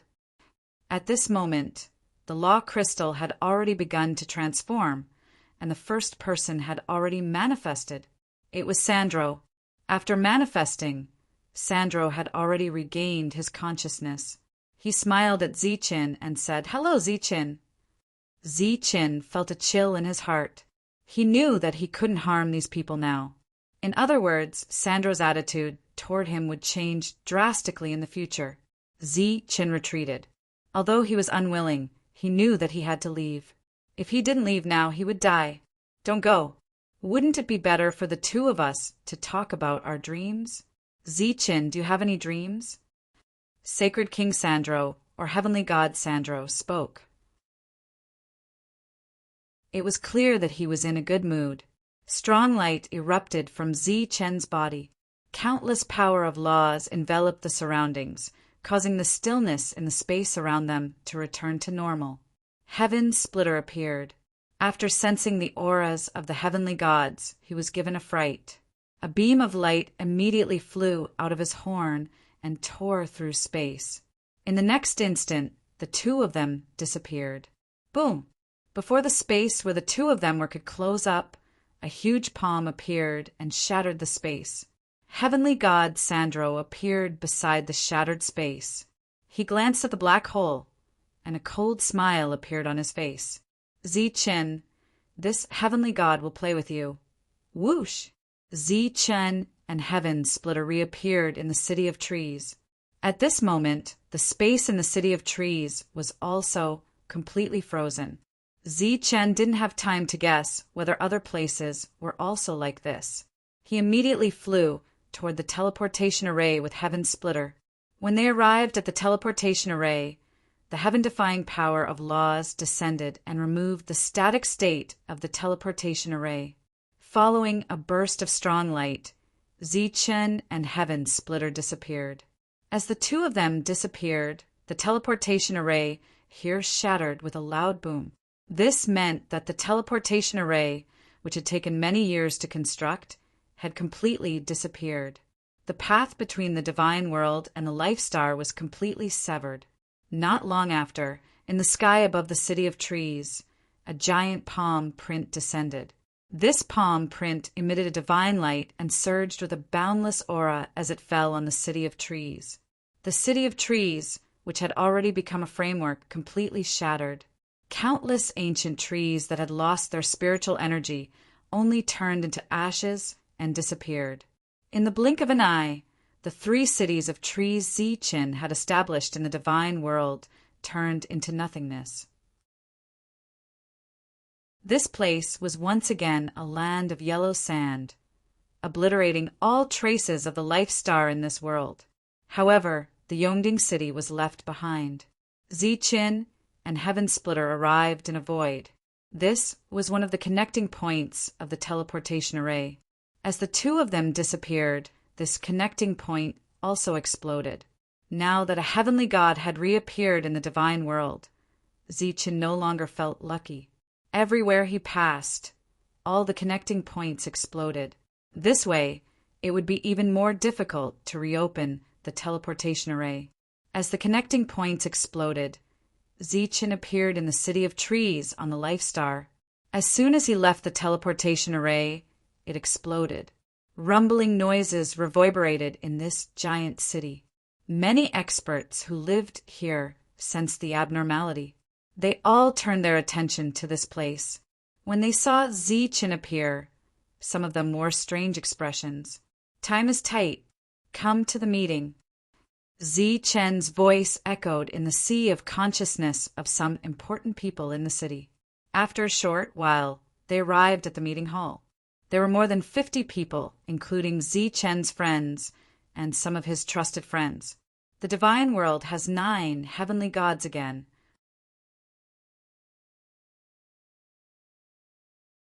Chapter 32:11. Among the 9 great deities there is Sandro. He is very hostile to me. Of course, the others are not much different. Therefore, I have to go. Next, I will leave this place to you. Zi-Chen looked at everyone and said, "I will go with you." Tyrant and others stood up one after another. Zi-Chen waved his hand and said, "That place may not be safe, so I will not bring too many people this time. Most importantly, this place also needs experts to guard it." Xingqian said, "We will go with you." Zi-Chen said, "We will talk about this later. Now, I will make some simple arrangements. All the major matters here will be decided by Meng Yao. As for the other small matters, everyone can discuss it. Lena wants to develop the city. Jono, give her some tree spirits." At this time, Jono can also condense a human form, doppelganger. Jono nodded, indicating that he will cooperate with all his strength. "Fina, if there is an enemy invasion, the battle arrangements will depend on you." Zi-Chen looked at Fina and said, this time, he did not plan to bring Fina with him. Fina nodded in response. Next, Zi-Chen briefly explained the other matters. Finally, he began to decide who to bring with him. Tyrant, Zhang Haoyan, and others wanted to follow, but Zi-Chen naturally could not bring them. This place needed experts to guard it. Otherwise, if an accident happened, it would be out of control. Zichen would not bring Devil Ape, Tyrant, Zhang Haoyan, Longhu Sovereign, and the others. Xing Qin strongly requested to follow. In the end, Zichen decided to bring 4 people other than the AI. They are Xing Qin, Lei Ting, Brilliant, and Mingyue. The 4 of them were the people Zichen met on the Star Road. They were once members of the royal family of the ancient race. After everything was arranged, Zichen stood up and said, "It's time to go." Li Ai, Xing Qin, and the other 3 entered his world. Zichen said goodbye to his friends one by one. If that place really holds the secret to becoming an Empyrean god, then I will return the moment I become an Empyrean god. Zichen and Heavenbreaker walked out of the city. Heavenbreaker tore open space, and the 2 of them entered the spatial passageway. Under countless gazes, Zichen left the Life Star. Zichen did not immediately enter the void to search for the coordinates. Instead, he returned to the god world. After arriving in the god realm, he unleashed his aura and called out, "Sandro!" His voice exploded like thunder, forming ripples that spread in all directions. This place was at least a few hundred kilometers away from the core city. Sound couldn't travel there at all. However, Zichen didn't seem to know this and shouted again. In the core city, the 9 heavenly deities were standing in front of the figure of light, listening to its orders. However, compared to before, their expressions were a little less respectful. It was because they were already heavenly deities. If they wanted to kill this figure of light, they only needed to think about it. It was because they had mastered the laws of heaven and earth, which was much more powerful than Zichen's saber strike. The god realm will depend on you guys. You can develop your forces. But unless you have something important to do, it's best that you don't leave the god realm. The 9 of them listened patiently. Right at this moment, Sandro's expression flickered, and a cold light flashed through his eyes. Whoosh! His figure disappeared. In the instant that Sandro disappeared from the core city, Zichen sensed a powerful threat and immediately teleported away. Boom! A huge tremor. The place where Zichen had been standing was transformed into a massive black hole. Black turbulence surged, and a hand disappeared. Zichen appeared 10,000 meters away and looked ahead. "Sandro, you've come." "Impudent!" Sandro roared in anger as he swept his gaze toward Zichen. The space where Zichen had been standing shattered one after another. It was just a glance, but it was already so powerful. Zichen let out a cry of alarm and teleported away again. "You think you can escape?" A hint of mockery flashed through Sandro's eyes as his gaze followed Zichen's evasive movements. Wherever he went, space would shatter. Zichen let out a series of cries of alarm as he continued to evade. A short while later, Sandro finally felt bored as he looked at the disheveled Zichen. "All right, I've played enough. Little thing, tell me why you've come." Zichen stopped and asked, "How did you know I had something to say?" Sandro's eyes narrowed, and energy began to circulate within them. Zichen hurriedly corrected himself. "How did you know I had something to say?" Sandro laughed loudly with a smug expression. "Who do you think I am? The #1 heavenly god of the god realm. How could there be something I don't know? Little guy, if you have something to say, then say it." "I'm leaving," Zichen said. "Leaving? Are you going back to your life star?" "Go, I'll make the decision. As long as you stay on your life star, I won't kill you." Sandro was still laughing loudly. Zichen didn't say anything this time. Instead, he looked at Sandro.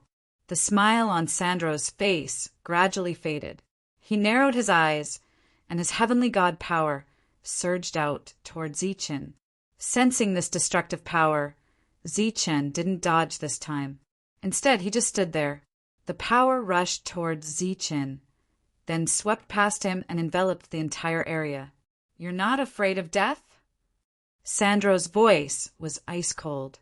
"Of course I am, but I don't think you'll kill me." Zichen said, Why not? Sandro asked. You're a heavenly god. Why would you be so calculative with a god king like me?